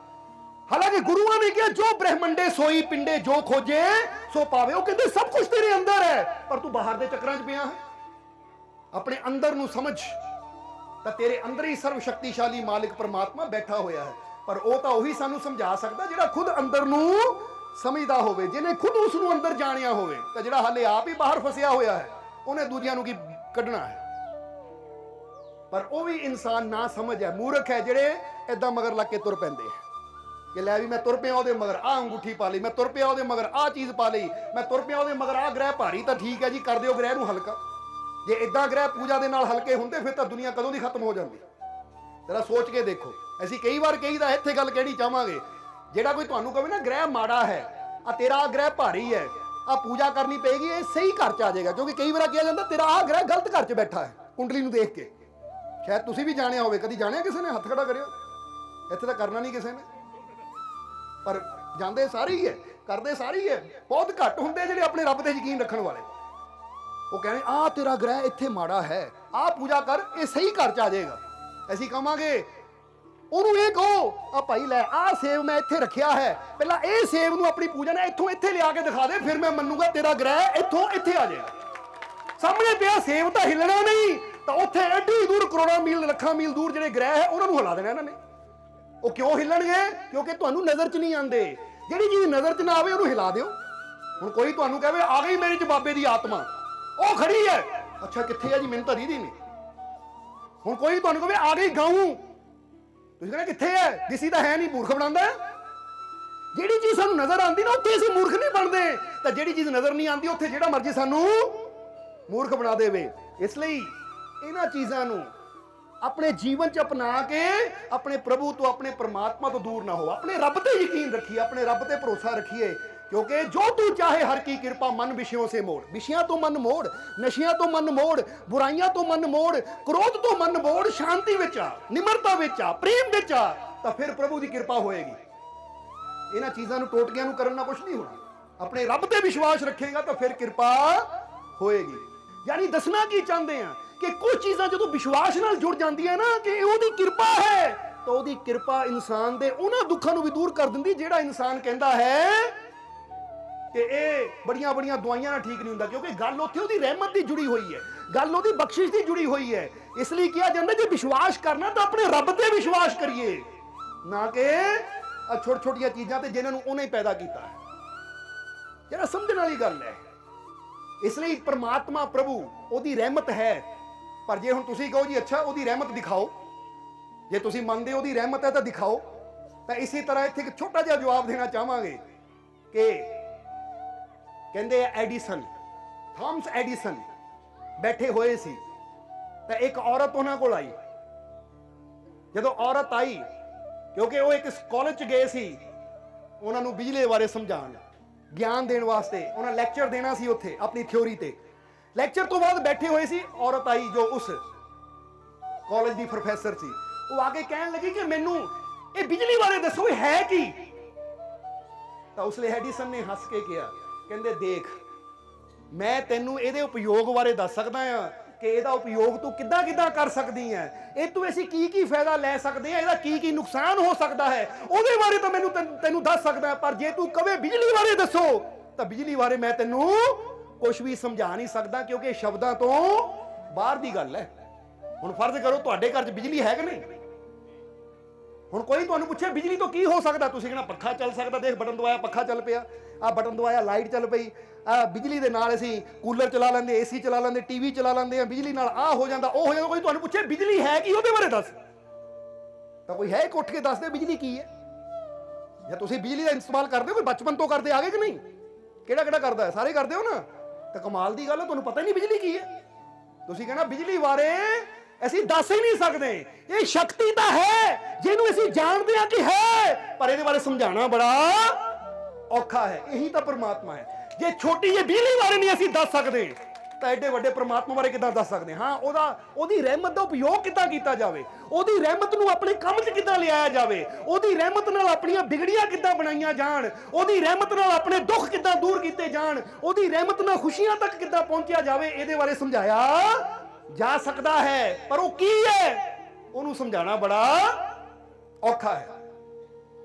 ਉਮੀਦ ਹੈ ਕਿ ਹੁਣ ਸਮਝ ਆ ਗਈ ਤੁਹਾਨੂੰ ਕਿ ਪਰਮਾਤਮਾ ਕੀ ਹੈ। ਉਹਦੀ ਰਹਿਮਤ ਦਾ ਇਸਤੇਮਾਲ ਤੁਸੀਂ ਕਰ ਸਕਦੇ ਹੋ। ਤੁਹਾਡੇ ਜੀਵਨ 'ਚ ਕੋਈ ਪਰੇਸ਼ਾਨੀ ਹੈ, ਉਹਦੀ ਰਹਿਮਤ ਉਹ ਪਰੇਸ਼ਾਨੀ ਦੂਰ ਕਰ ਸਕਦੀ ਹੈ। ਜਿੱਦਾਂ ਬੰਦਾ ਕਵੇ ਮੇਰੇ ਰਸਤੇ 'ਚ ਰੁਕਾਵਟ ਹੈ, ਤਾਂ ਤੁਸੀਂ ਬਿਜਲੀ ਦਾ ਝਟਕਾ ਦੇ ਕੇ ਰੁਕਾਵਟ ਨੂੰ ਹਟਾ ਸਕਦੇ ਹੋ। ਕਈ ਵਾਰ ਹੁੰਦੇ ਨਾ ਕਿ ਬੰਦਾ ਕਰੰਟ ਦੇ ਕੇ ਹੀ ਬੜੇ ਬੜੇ ਪੱਥਰ ਤੋੜ ਦਿੰਦਾ ਹੈ, ਕਿਉਂਕਿ ਬਿਜਲੀ ਦੇ ਝਟਕੇ ਨਾਲ ਹੀ ਹੋ ਜਾਂਦਾ ਹੈ। ਕਈ ਵਾਰ ਬੱਲਬ ਫਟ ਜਾਂਦੇ ਕਿ ਨਹੀਂ, ਜਦੋਂ ਜ਼ਿਆਦਾ ਵੋਲਟੇਜ ਹੋ ਜਾਵੇ, ਜ਼ਿਆਦਾ ਲਾਈਟ ਆਏ, ਪਟਾਕਾ ਪੈ ਜਾਂਦਾ ਬੱਲਬ ਦਾ। ਹਾਲਾਂਕਿ ਬੰਦਾ ਕਹਿੰਦਾ ਇੰਨੇ ਸਾਲਾਂ ਤੋਂ ਤਾਂ ਚੱਲ ਰਿਹਾ ਸੀ, ਹੁਣ ਕਿਉਂ? ਕਿਉਂਕਿ ਵੋਲਟੇਜ ਵਧੀ ਤਾਂ ਉਹਨਾਂ ਬੱਲਬ ਵੀ ਤੋੜ ਦਿੱਤਾ। ਯਾਨੀ ਕਹਿਣ ਦਾ ਮਤਲਬ ਇਸੇ ਤਰ੍ਹਾਂ ਸਾਡੇ ਜੀਵਨ 'ਚ ਵੀ ਪਰਮਾਤਮਾ ਹੈ, ਪਰ ਅਗਰ ਸਾਡੇ ਜੀਵਨ 'ਚ ਪਰੇਸ਼ਾਨੀਆਂ ਹੈ, ਤਕਲੀਫਾਂ, ਦੁੱਖ ਹੈ, ਰੁਕਾਵਟਾਂ ਹੈ, ਤੇ ਅਸੀਂ ਆਪਣੇ ਅੰਦਰਲੇ ਪਰਮਾਤਮਾ ਦੀ એનર્ਜੀ ਨੂੰ ਇੰਨਾ ਵਧਾ ਸਕਦੇ ਹਾਂ ਕਿ ਸਾਡੇ ਅੰਦਰਲੀਆਂ ਸਾਰੀਆਂ ਰੁਕਾਵਟਾਂ ਬੱਲਬ ਦੀ ਤਰ੍ਹਾਂ ਪਟਾਕਾ ਹੋ ਜਾਵੇ, ਯਾਨੀ ਦੂਰ ਹੋ ਜਾਣ, ਔਰ ਸਾਡੇ ਰਸਤੇ ਸਾਫ਼ ਹੋ ਜਾਣ, ਸਾਡੇ ਜੀਵਨ 'ਚ ਖੁਸ਼ੀਆਂ ਆ ਜਾਣ। ਇਹ ਉਪਾਅ ਕੀਤਾ ਜਾ ਸਕਦਾ ਹੈ। ਕਿਉਂਕਿ ਕਈ ਵਾਰ ਪਿੱਛੇ ਸਵਿਚ ਹੁੰਦਾ ਹੈ, ਜਿੱਥੇ ਬਿਜਲੀ ਘਰ 'ਚੋਂ ਬਿਜਲੀ ਆਉਂਦੀ ਹੈ ਨਾ, ਉਹ ਦੇਖ ਕੇ ਭੇਜਦੇ ਕਿੰਨਾ ਲੋਡ ਛੱਡਣਾ ਹੈ। ਉਹ ਜ਼ਿਆਦਾ ਛੱਡ ਦੇਣ ਤਾਂ ਸਾਰੇ ਘਰਾਂ 'ਚ ਪਟਾਕੇ ਪੈ ਜਾਣ।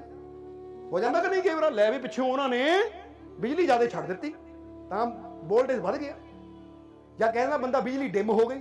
ਡਿਮ ਦਾ ਕਾਰਨ ਕੀ, ਉਹ ਪਿੱਛੋਂ ਵੋਲਟੇਜ ਘਟਾ ਦਿੰਦੇ ਆ। ਇਸੇ ਤਰ੍ਹਾਂ ਧਿਆਨ ਦੇ ਜ਼ਰੀਏ, ਯੁਕਤੀ ਦੇ ਜ਼ਰੀਏ, ਸੰਤਾਂ ਦੀ ਵਿਧੀ ਦੇ ਜ਼ਰੀਏ ਤੁਸੀਂ ਆਪਣੇ ਅੰਦਰ ਜਾ ਕੇ ਆਪਣੇ ਅੰਦਰਲੇ ਉਹ ਬਟਨ ਨੂੰ ਜਾਣ ਸਕਦੇ, ਕਿੱਦਾਂ ਘੁਮਾ ਕੇ ਮੈਂ ਆਪਣੇ ਪ੍ਰਭੂ ਦੀ એનર્ਜੀ ਨੂੰ ਵਧਾਉਣਾ ਹੈ ਤਾਂ ਕਿੱਦਾਂ ਇਹਨੂੰ ਕੰਟਰੋਲ 'ਚ ਕਰਨਾ ਹੈ। ਇਹ ਸਭ ਕੁਝ ਤੁਹਾਡੇ ਅੰਦਰ ਹੀ ਹੈ, ਇਹਨੂੰ ਸਮਝਿਆ ਜਾ ਸਕਦਾ ਹੈ।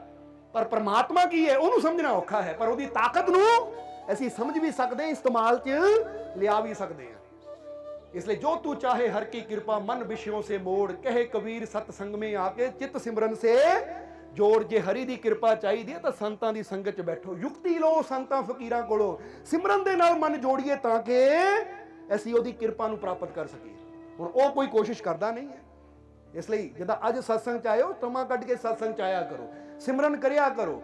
ਜੇ ਜੀਵਨ 'ਚ ਪਰੇਸ਼ਾਨੀਆਂ ਤਕਲੀਫਾਂ ਦੁੱਖ ਹੈ ਤਾਂ ਆਪਣੇ ਮਾਲਿਕ ਤੇ ਵਿਸ਼ਵਾਸ ਰੱਖੋ, ਭਰੋਸਾ ਰੱਖੋ ਕਿ ਜਿਹਨੇ ਮੈਨੂੰ ਜੀਵਨ ਦਿੱਤਾ ਉਹ ਮੇਰੀਆਂ ਪਰੇਸ਼ਾਨੀਆਂ ਨੂੰ ਦੂਰ ਕਰਨ ਦੀ ਤਾਕਤ ਵੀ ਉਹਦੇ ਅੰਦਰ ਹੈ, ਉਹ ਮੇਰੀਆਂ ਪਰੇਸ਼ਾਨੀਆਂ ਵੀ ਦੂਰ ਕਰ ਸਕਦਾ ਹੈ। ਅਗਰ ਮੈਂ ਉਹਦੇ ਨਾਲ ਵਿਸ਼ਵਾਸ ਨਾਲ ਜੁੜੂੰਗਾ ਤਾਂ ਮੈਨੂੰ ਯਕੀਨ ਹੈ ਮੇਰੇ ਜੀਵਨ ਦੇ ਸਾਰੇ ਦੁੱਖ ਜ਼ਰੂਰ ਦੂਰ ਹੋਣਗੇ।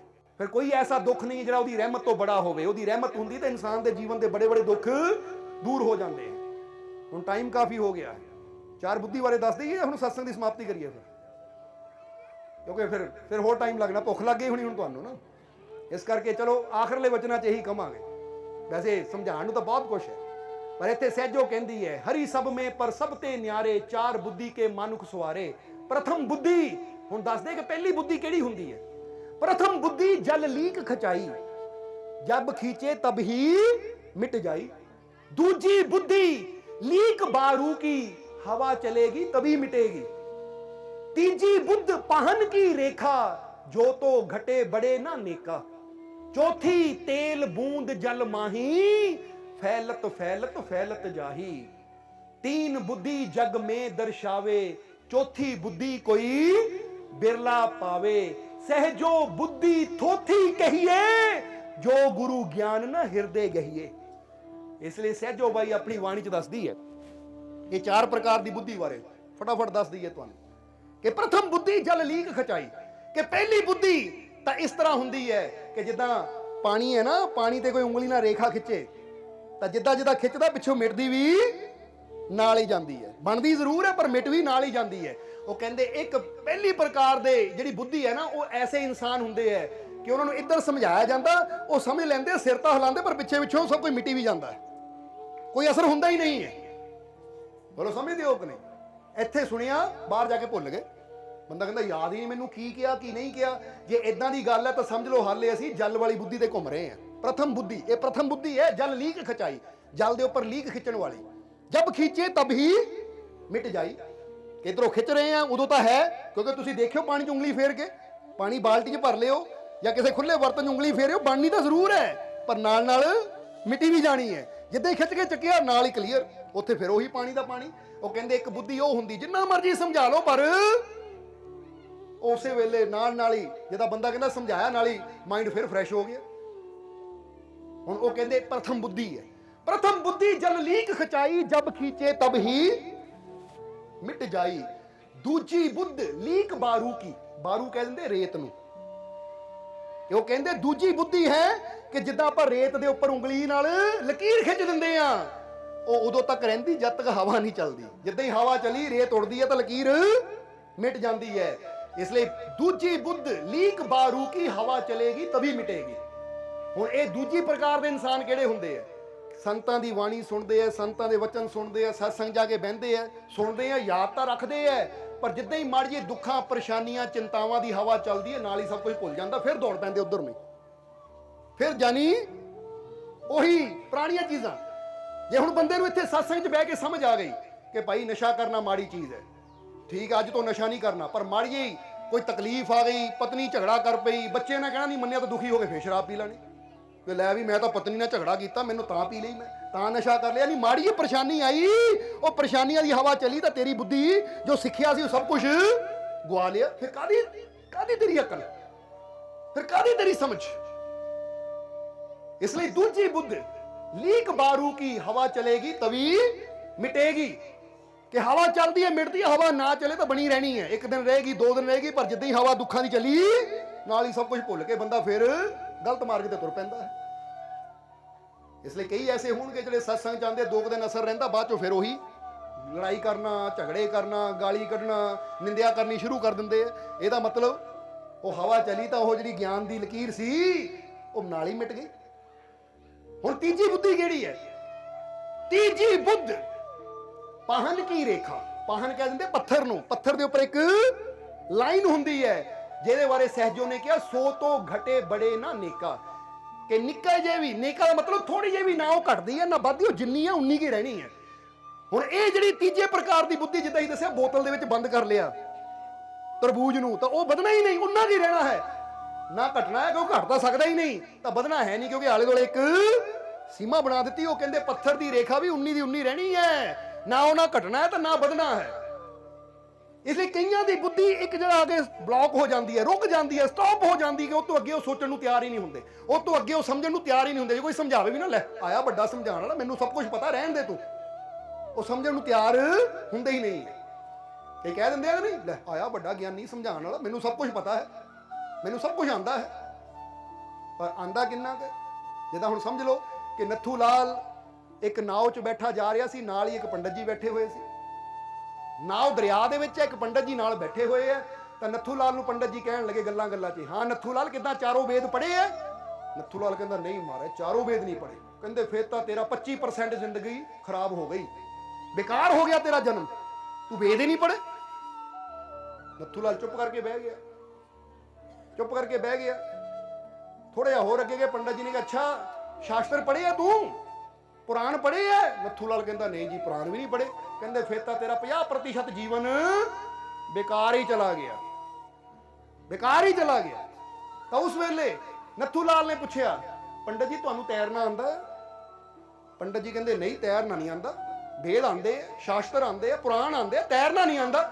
ਨੱਥੂ ਲਾਲ ਕਹਿੰਦਾ ਪੰਡਤ ਜੀ ਫਿਰ ਮਾਫ ਕਰਿਓ, ਤੁਹਾਡਾ 100% ਜੀਵਨ ਬੇਕਾਰ ਗਿਆ, ਕਸ਼ਤੀ 'ਚ ਹੋ ਗਿਆ ਛੇਦ, ਇਹ ਨਾਉ ਲੱਗੀ ਡੁੱਬਣ, ਮੈਂ ਚੱਲਾਂ ਤੈਰ ਕੇ, ਕਿਉਂਕਿ ਮੈਨੂੰ ਤੈਰਨਾ ਆਉਂਦਾ ਹੈ।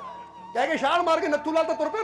ਪੰਡਤ ਜੀ ਕਹਿੰਦਾ ਬਚਾਓ ਬਚਾਓ, ਉਹ ਕਹਿੰਦੇ ਮਾਰੋ ਆਵਾਜ਼ ਵੇਦਾਂ ਨੂੰ, ਤੁਹਾਡਾ 100% ਜੀਵਨ ਬੇਕਾਰ ਗਿਆ। ਸਮਝਾਣਾ ਕੀ ਚਾਹੁੰਦੇ ਆ ਅਸੀਂ ਕਿ ਜੀਵਨ 'ਚ ਜੇ ਬੰਦਾ ਇੱਕੋ ਹੀ ਜਗ੍ਹਾ ਆਪਣੀ ਬੁੱਧੀ ਨੂੰ ਰੱਖੇ, ਇੰਨਾ ਕਿ ਮੈਂ ਯਾਦ ਕਰਨਾ ਆ, ਨਹੀਂ ਜੀਵਨ ਰੱਬ ਨੇ ਦਿੱਤਾ ਤਾਂ ਸਭ ਕੁਝ ਸਿੱਖਣ ਦੀ ਕੋਸ਼ਿਸ਼ ਕਰੋ, ਸਮਝਣ ਦੀ ਕੋਸ਼ਿਸ਼ ਕਰੋ, ਕਿਉਂਕਿ ਪਤਾ ਨਹੀਂ ਕਿਹੜੀ ਚੀਜ਼ ਨਾਲ ਸਾਡੇ ਕਿੱਥੇ ਕੰਮ ਆ ਜਾਣਾ ਹੈ। ਔਰ ਇਹ ਕਦੋਂ ਹੋਏਗੀ? ਜਦੋਂ ਇਹ ਸਿੱਖਣ ਦੀ ਕੋਸ਼ਿਸ਼ ਕਰਾਂਗੇ, ਨਹੀਂ ਤਾਂ ਐਸੀ ਕੋਈ ਚੀਜ਼ ਨਹੀਂ ਹੈ ਜਿਹੜੀ ਬੰਦਾ ਕੋਸ਼ਿਸ਼ ਕਰੇ ਤਾਂ ਬੰਦੇ ਨੂੰ ਆਵੇ ਨਾ। ਹੁਣ ਇੱਥੇ ਕਈ ਹੋਣਗੇ ਬੈਠੇ ਜਿਹੜੇ ਕਹਿੰਦੇ ਸਾਨੂੰ ਤੈਰਨਾ ਨਹੀਂ ਆਉਂਦਾ। ਬੇਸ਼ੱਕ ਤੈਰਨਾ ਨਹੀਂ ਆਉਂਦਾ, ਪਰ ਸਿੱਖਿਆ ਜਾ ਸਕਦਾ ਜਾਂ ਨਹੀਂ, ਇਹ ਦੱਸੋ ਸਾਨੂੰ। ਕੋਈ ਕਹੇ ਮੈਨੂੰ ਗੱਡੀ ਚਲਾਣੀ ਨਹੀਂ ਆਉਂਦੀ, ਠੀਕ ਹੈ, ਨਹੀਂ ਆਉਂਦੀ ਇਸ ਵੇਲੇ, ਪਰ ਸਿੱਖੀ ਜਾ ਸਕਦੀ ਹੈ ਜਾਂ ਨਹੀਂ? ਕਿਉਂਕਿ ਜਦੋਂ ਹੀ ਕੋਸ਼ਿਸ਼ ਕਰਾਂਗੇ ਤਾਂ ਉਹ ਚੀਜ਼ ਨੂੰ ਅਸੀਂ ਸਿੱਖ ਵੀ ਸਕਦੇ ਹਾਂ, ਕਰ ਵੀ ਸਕਦੇ ਹਾਂ। ਇਸ ਲਈ ਆਪਣੀ ਇਹ ਸੀਮਾ ਹੀ ਬਣਾ ਲਵਾਂਗੇ, ਨਹੀਂ ਮੈਂ ਤਾਂ ਤੈਰ ਸਕਦਾ ਹੀ ਨਹੀਂ, ਮੈਂ ਤਾਂ ਗੱਡੀ ਚਲਾ ਹੀ ਨਹੀਂ ਸਕਦਾ, ਇਹਦਾ ਮਤਲਬ ਅਸੀਂ ਆਪਣੀ ਇੱਕ ਸੀਮਾ ਬਣਾ ਲਈ ਕਿ ਮੈਂ ਤਾਂ ਕਰ ਹੀ ਨਹੀਂ ਸਕਦਾ। ਔਰ ਜਿਹਨਾਂ ਸੋਚ ਲਿਆ ਮੈਂ ਕਰ ਹੀ ਨਹੀਂ ਸਕਦਾ, ਉਹ ਤੋਂ ਕਦੀ ਹੋਣਾ ਵੀ ਨਹੀਂ ਹੈ। ਤੇ ਜਿਹੜਾ ਕਹੇ ਮੈਂ ਕਰ ਸਕਦਾ, ਜੇ ਕੋਸ਼ਿਸ਼ ਕਰੂੰਗਾ ਤਾਂ ਮੈਂ ਕਰ ਸਕਦਾ, ਉਹ ਕਰ ਵੀ ਲਏਗਾ। ਇਸ ਲਈ ਸਮਝਣਾ ਜ਼ਰਾ ਸਾਰਿਆਂ ਨੇ। ਇਸ ਲਈ ਇਹ ਪੱਥਰ ਦੀ ਰੇਖਾ ਦੀ ਗੱਲ ਹੁੰਦੀ ਹੈ ਕਿ ਜਿਹੜਾ ਆਪਣੀ ਇੱਕ ਸੀਮਾ ਬਣਾ ਲੈਂਦਾ ਕਿ ਇਹ ਤੋਂ ਅੱਗੇ ਮੈਂ ਸੋਚਣਾ ਨਹੀਂ, ਇਹ ਤੋਂ ਪਿੱਛੇ ਮੈਂ ਜਾਣਾ ਨਹੀਂ, ਕਿਉਂਕਿ ਪਿੱਛੇ ਤਾਂ ਜਾਣ ਦਾ ਕੋਈ ਰੱਬ ਨੇ ਰਸਤਾ ਰੱਖਿਆ ਹੀ ਨਹੀਂ। ਇੱਕ ਬੱਚਾ ਜੇ 10 ਸਾਲ ਦਾ ਹੋ ਗਿਆ ਤਾਂ 10 ਤੋਂ 11 ਦਾ ਹੋਏਗਾ, 9 ਦਾ ਨਹੀਂ ਹੋਏਗਾ। ਪਿੱਛੇ ਨੂੰ ਜਾਣ ਦੀ ਆਪਸ਼ਨ ਕੁਦਰਤ ਨੇ ਰੱਖੀ ਨਹੀਂ ਹੈ, ਉਹ ਤਾਂ ਅੱਗੇ ਨੂੰ ਜਾਣ ਦੀ ਆਪਸ਼ਨ ਹੈ ਉਹਦੇ ਕੋਲ। ਪਰ ਜੇ ਅਸੀਂ ਆਪਣੀ ਸੀਮਾ ਬਣਾ ਲਈਏ ਤੋਂ ਅੱਗੇ ਮੈਂ ਜਾਣਾ ਹੀ ਨਹੀਂ, ਤਾਂ ਫਿਰ ਕੁਦਰਤ ਵੀ ਕੀ ਕਰ ਸਕਦੀ ਹੈ। ਇਸ ਲਈ ਤੀਜੀ ਬੁੱਧ ਪਾਹਨ ਕੀ ਰੇਖਾ, ਜੋ ਤੋ ਘਟੇ ਬੜੇ ਨਾ ਨੇਕਾ। ਚੌਥੀ ਤੇਲ ਬੂੰਦ ਜਲ ਮਾਹੀ, ਫੈਲਤ ਫੈਲਤ ਫੈਲਤ ਜਾਹੀ। ਕਹਿੰਦੇ ਚੌਥੀ ਬੁੱਧੀ ਸਭ ਤੋਂ ਉੱਤਮ ਹੈ ਕਿ ਇੱਕ ਛੋਟੀ ਜਿਹੀ ਤੇਲ ਦੀ ਬੂੰਦ ਤੁਸੀਂ ਪਾਣੀ ਤੇ ਸੁੱਟ ਦਿਓ ਤਾਂ ਦੇਖੋ ਕੀ ਹੁੰਦਾ ਹੈ।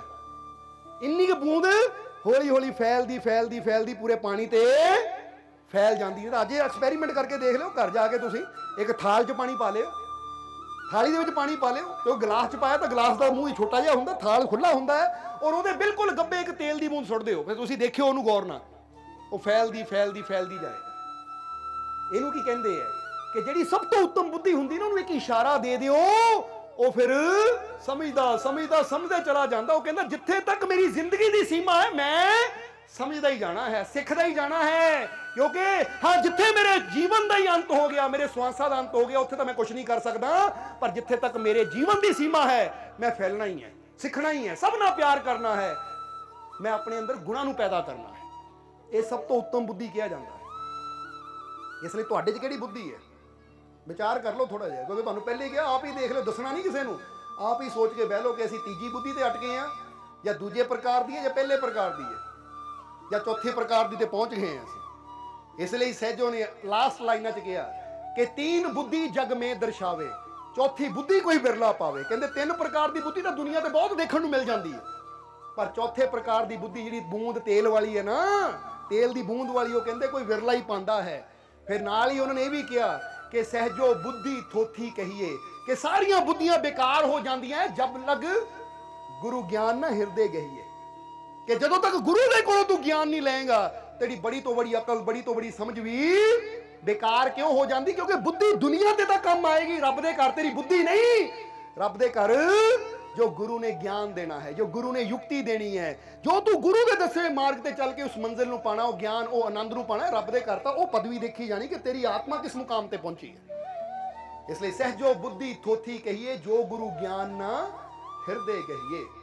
ਹੁਣ ਤੁਸੀਂ ਵੀ ਦੇਖ ਲਓ ਕਿ ਜਦੋਂ ਵੀ ਮੌਕਾ ਮਿਲੇ ਕਿ ਸਾਡੇ ਜੀਵਨ ਦੀ ਕੀਮਤ ਉਦੋਂ ਪੈਣੀ ਜਦੋਂ ਗਿਆਨ ਨੂੰ ਪ੍ਰਾਪਤ ਕਰਾਂਗੇ। ਔਰ ਗਿਆਨ ਮਿਲਦਾ ਹੈ ਸੰਤਾਂ ਮਹਾਂਪੁਰਸ਼ਾਂ ਦੀ ਸੰਗਤ ਦੇ ਵਿੱਚ। ਇਸ ਲਈ ਸਤਸੰਗ ਦੇ ਵਿੱਚ ਬਹਿ ਕੇ ਇਨਸਾਨ ਆਪਣੇ ਜੀਵਨ ਨੂੰ ਆਨੰਦ ਦੇ ਨਾਲ, ਖੁਸ਼ੀਆਂ ਦੇ ਨਾਲ, ਯਾਨੀ ਉਹ ਪਰਮ ਪਿਤਾ ਪਰਮਾਤਮਾ ਦੇ ਨਾਲ ਜੋੜਨ ਦੀ ਯੁਕਤੀ ਲੈ ਸਕਦਾ ਹੈ, ਜੋੜ ਸਕਦਾ ਹੈ। ਕਿਉਂਕਿ ਜਿੱਦਾਂ ਸ਼ੁਰੂ 'ਚ ਅਸੀਂ ਦੱਸਿਆ ਕਿ ਸਤਸੰਗ ਹੀ ਉਹ ਜਗ੍ਹਾ ਜਿੱਥੇ ਬੈਠ ਕੇ ਧਿਆਨ ਉਹ ਪ੍ਰਭੂ ਵੱਲ ਜਾਂਦਾ ਹੈ। ਜਿੱਦਾਂ ਦੱਸਿਆ ਨਾ, ਇਸ਼ਾਰਾ ਕੀਤਾ, ਕਿਚਨ 'ਚ ਜਾ ਕੇ ਧਿਆਨ ਕਿੱਥੇ ਜਾਂਦਾ ਹੈ? ਖਾਣ ਵੱਲ। ਬੈਡਰੂਮ 'ਚ ਜਾ ਕੇ ਧਿਆਨ ਸੌਣ ਵੱਲ, ਆਰਾਮ ਕਰਨ ਵੱਲ ਜਾਂਦਾ ਹੈ। ਤਾਂ ਜਿਹੜੇ ਬੰਦਾ ਆਫਿਸ ਜਾਂਦਾ ਹੈ, ਆਫਿਸ ਜਾ ਕੇ ਧਿਆਨ ਕੰਮ ਵੱਲ ਜਾਂਦਾ ਹੈ। ਦੁਕਾਨ ਤੇ ਜਾ ਕੇ ਧਿਆਨ ਕੰਮ ਵੱਲ ਜਾਂਦਾ ਕਿ ਨਹੀਂ? ਉੱਥੇ ਜੇ ਬੰਦਾ ਕਹੇ ਨਹੀਂ ਦੁਕਾਨ ਤੇ ਸੌਣ ਆਇਆ, ਤਾਂ ਉਹ ਕਹਿੰਦੇ ਆਪ ਮੂਰਖਤਾ ਭਾਈ, ਸੌਣਾ ਆਇਆ ਇੱਥੇ ਤਾਂ ਕੰਮ ਕਰਨ ਆਇਆ ਹੈ, ਸੋਣਾ ਤਾਂ ਬੈੱਡ 'ਚ ਜਾ, ਆਪਣੇ ਘਰ ਜਾ।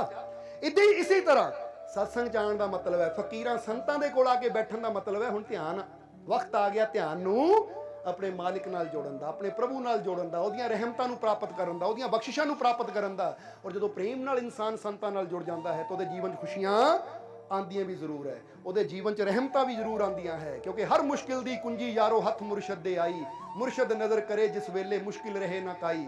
ਇਹੀ ਗੱਲ ਬੁੱਲੇ ਸ਼ਾਹ ਵੀ ਕਹਿੰਦੇ ਕਿ ਸਾਰੀਆਂ ਮੁਸ਼ਕਿਲਾਂ ਦੀ ਚਾਬੀ ਤਾਂ ਮੁਰਸ਼ਦ ਦੇ ਹੱਥ 'ਚ ਹੈ। ਤੂੰ ਸੱਚੇ ਮੁਰਸ਼ਦ ਨਾਲ ਜੁੜ, ਤੇਰੇ ਜੀਵਨ ਦੀਆਂ ਸਾਰੀਆਂ ਮੁਸ਼ਕਿਲਾਂ ਦੇ ਬੰਦ ਦਰਵਾਜ਼ੇ ਖੁੱਲ ਜਾਣਗੇ ਔਰ ਤੇਰੇ ਜੀਵਨ 'ਚ ਖੁਸ਼ੀਆਂ ਆ ਜਾਣਗੀਆਂ, ਤੇਰੇ ਜੀਵਨ 'ਚ ਆਨੰਦ ਆ ਜਾਏਗਾ, ਤੇਰਾ ਜੀਵਨ ਸਫਲ ਹੋ ਜਾਏਗਾ। ਇਸ ਲਈ ਆਓ, ਆਪਣੇ ਜੀਵਨ ਨੂੰ ਜੇ ਸਫਲ ਬਣਾਉਣਾ ਹੈ, ਆਨੰਦ ਨਾਲ ਭਰਪੂਰ ਕਰਨਾ ਹੈ, ਤਾਂ ਆਪਣੇ ਹਿਰਦੇ ਦੀ ਤਾਰ ਨੂੰ, ਆਪਣੀ ਸੁਰਤੀ ਨੂੰ ਆਪਣੇ ਮਾਲਿਕ ਨਾਲ ਜੋੜੀਏ, ਪ੍ਰਮਾਤਮਾ ਪ੍ਰਭੂ ਨਾਲ ਜੋੜੀਏ, ਸੱਚੇ ਫਕੀਰਾਂ ਦੀ ਸੋਬਤ 'ਚ ਬੈਠੀਏ, ਸੱਚੇ ਸੰਤਾਂ ਦੇ ਨਾਲ ਜੁੜੀਏ, ਤਾਂ ਕਿ ਸਾਡਾ ਜੀਵਨ ਉਹ ਪ੍ਰਭੂ ਦੇ ਰੰਗ 'ਚ ਰੰਗ ਕੇ ਸਫਲ ਹੋ ਜਾਵੇ। ਸੋ ਜੇ ਜੀਵਨ ਨੂੰ ਸਫਲ ਬਣਾਉਣਾ ਹੈ ਤਾਂ ਸਤਸੰਗ ਦੇ ਨਾਲ ਜੁੜੋ, ਸੱਚੇ ਫਕੀਰਾਂ ਦੀ ਸੋਬਤ ਕਰੋ, ਤਾਂ ਤੁਹਾਡੇ ਜੀਵਨ ਦੀਆਂ ਸਾਰੀਆਂ ਮੁਸ਼ਕਿਲਾਂ ਵੀ ਦੂਰ ਹੋ ਜਾਣਗੀਆਂ ਔਰ ਤੁਹਾਡੇ ਜੀਵਨ 'ਚ ਵੀ ਸੱਚੀਆਂ ਖੁਸ਼ੀਆਂ ਜ਼ਰੂਰ ਆਉਣਗੀਆਂ। ਔਰ ਹੁਣ ਸਮਾਂ ਕਾਫੀ ਹੋ ਗਿਆ ਹੈ, ਇਸ ਲਈ ਇਹਨਾਂ ਵਚਨਾਂ ਦੇ ਨਾਲ ਹੀ ਅਸੀਂ ਅੱਜ ਦੇ ਸਤਸੰਗ ਦੀ ਸਮਾਪਤੀ ਕਰਾਂਗੇ ਔਰ ਅੰਤ ਵਿੱਚ ਇਹੀ ਉਸ ਮਾਲਿਕ ਦੇ ਚਰਨਾਂ 'ਚ ਅਰਦਾਸ ਬੇਨਤੀ ਕਰਾਂਗੇ ਕਿ ਮਾਲਿਕ ਤੁਹਾਨੂੰ ਸਭ ਨੂੰ ਨਾਮ ਨਾਲ ਜੁੜਨ ਦੀ ਤਾਕਤ ਦੇਣ, ਤੁਹਾਨੂੰ ਸਭ ਨੂੰ ਨਾਮ ਜਪਣ ਦੀ ਤਾਕਤ ਦੇਣ, ਸੇਵਾ ਸਿਮਰਨ ਕਰਨ ਦਾ ਮਾਲਿਕ ਤੁਹਾਨੂੰ ਬਲ ਬਖਸ਼ਣ ਔਰ ਤੁਹਾਡੀਆਂ ਤਕਲੀਫਾਂ, ਦੁੱਖਾਂ, ਦਰਦਾਂ, ਪਰੇਸ਼ਾਨੀਆਂ ਨੂੰ ਮਾਲਿਕ ਦੂਰ ਕਰਨ ਔਰ ਤੁਹਾਡੀ ਸਭ ਦੀ ਝੋਲੀ ਖੁਸ਼ੀਆਂ, ਰਹਿਮਤਾਂ, ਬਰਕਤਾਂ ਨਾਲ ਭਰਪੂਰ ਕਰਨ। ਆਉਣ ਵਾਲਾ ਸਮਾਂ ਤੁਹਾਡੇ ਵਾਸਤੇ ਖੁਸ਼ੀਆਂ, ਕਾਮਯਾਬੀ, ਸਫਲਤਾ ਭਰਿਆ ਹੋਵੇ ਔਰ ਤੁਹਾਡੇ ਦਿਲ 'ਚੋਂ ਸਾਰੀਆਂ ਸ਼ੰਕਾਵਾਂ ਖਤਮ ਹੋ ਜਾਣ, ਤੁਹਾਡੇ ਅੰਦਰ ਸੱਚਾ ਪ੍ਰੇਮ, ਸੱਚਾ ਵਿਸ਼ਵਾਸ ਉਸ ਮਾਲਿਕ ਦੇ ਪ੍ਰਤੀ ਪੈਦਾ ਹੋ ਜਾਵੇ। ਇਹੀ ਸਾਡੀ ਉਸ ਮਾਲਿਕ ਦੇ ਚਰਨਾਂ 'ਚ ਅਰਦਾਸ ਬੇਨਤੀ ਹੈ। ਔਰ ਅੰਤ ਵਿੱਚ ਤੁਹਾਡੇ ਸਭ ਦੇ ਅੰਦਰ ਵਸਦੇ ਉਸ ਮਾਲਿਕ ਨੂੰ ਅਸੀਂ ਪ੍ਰਣਾਮ ਕਰਦੇ ਹਾਂ। ਸਾਡਾ ਪ੍ਰਣਾਮ ਸਵੀਕਾਰ ਕਰੋ। ਜੈ ਮਾਲਕਾਂ ਦੀ।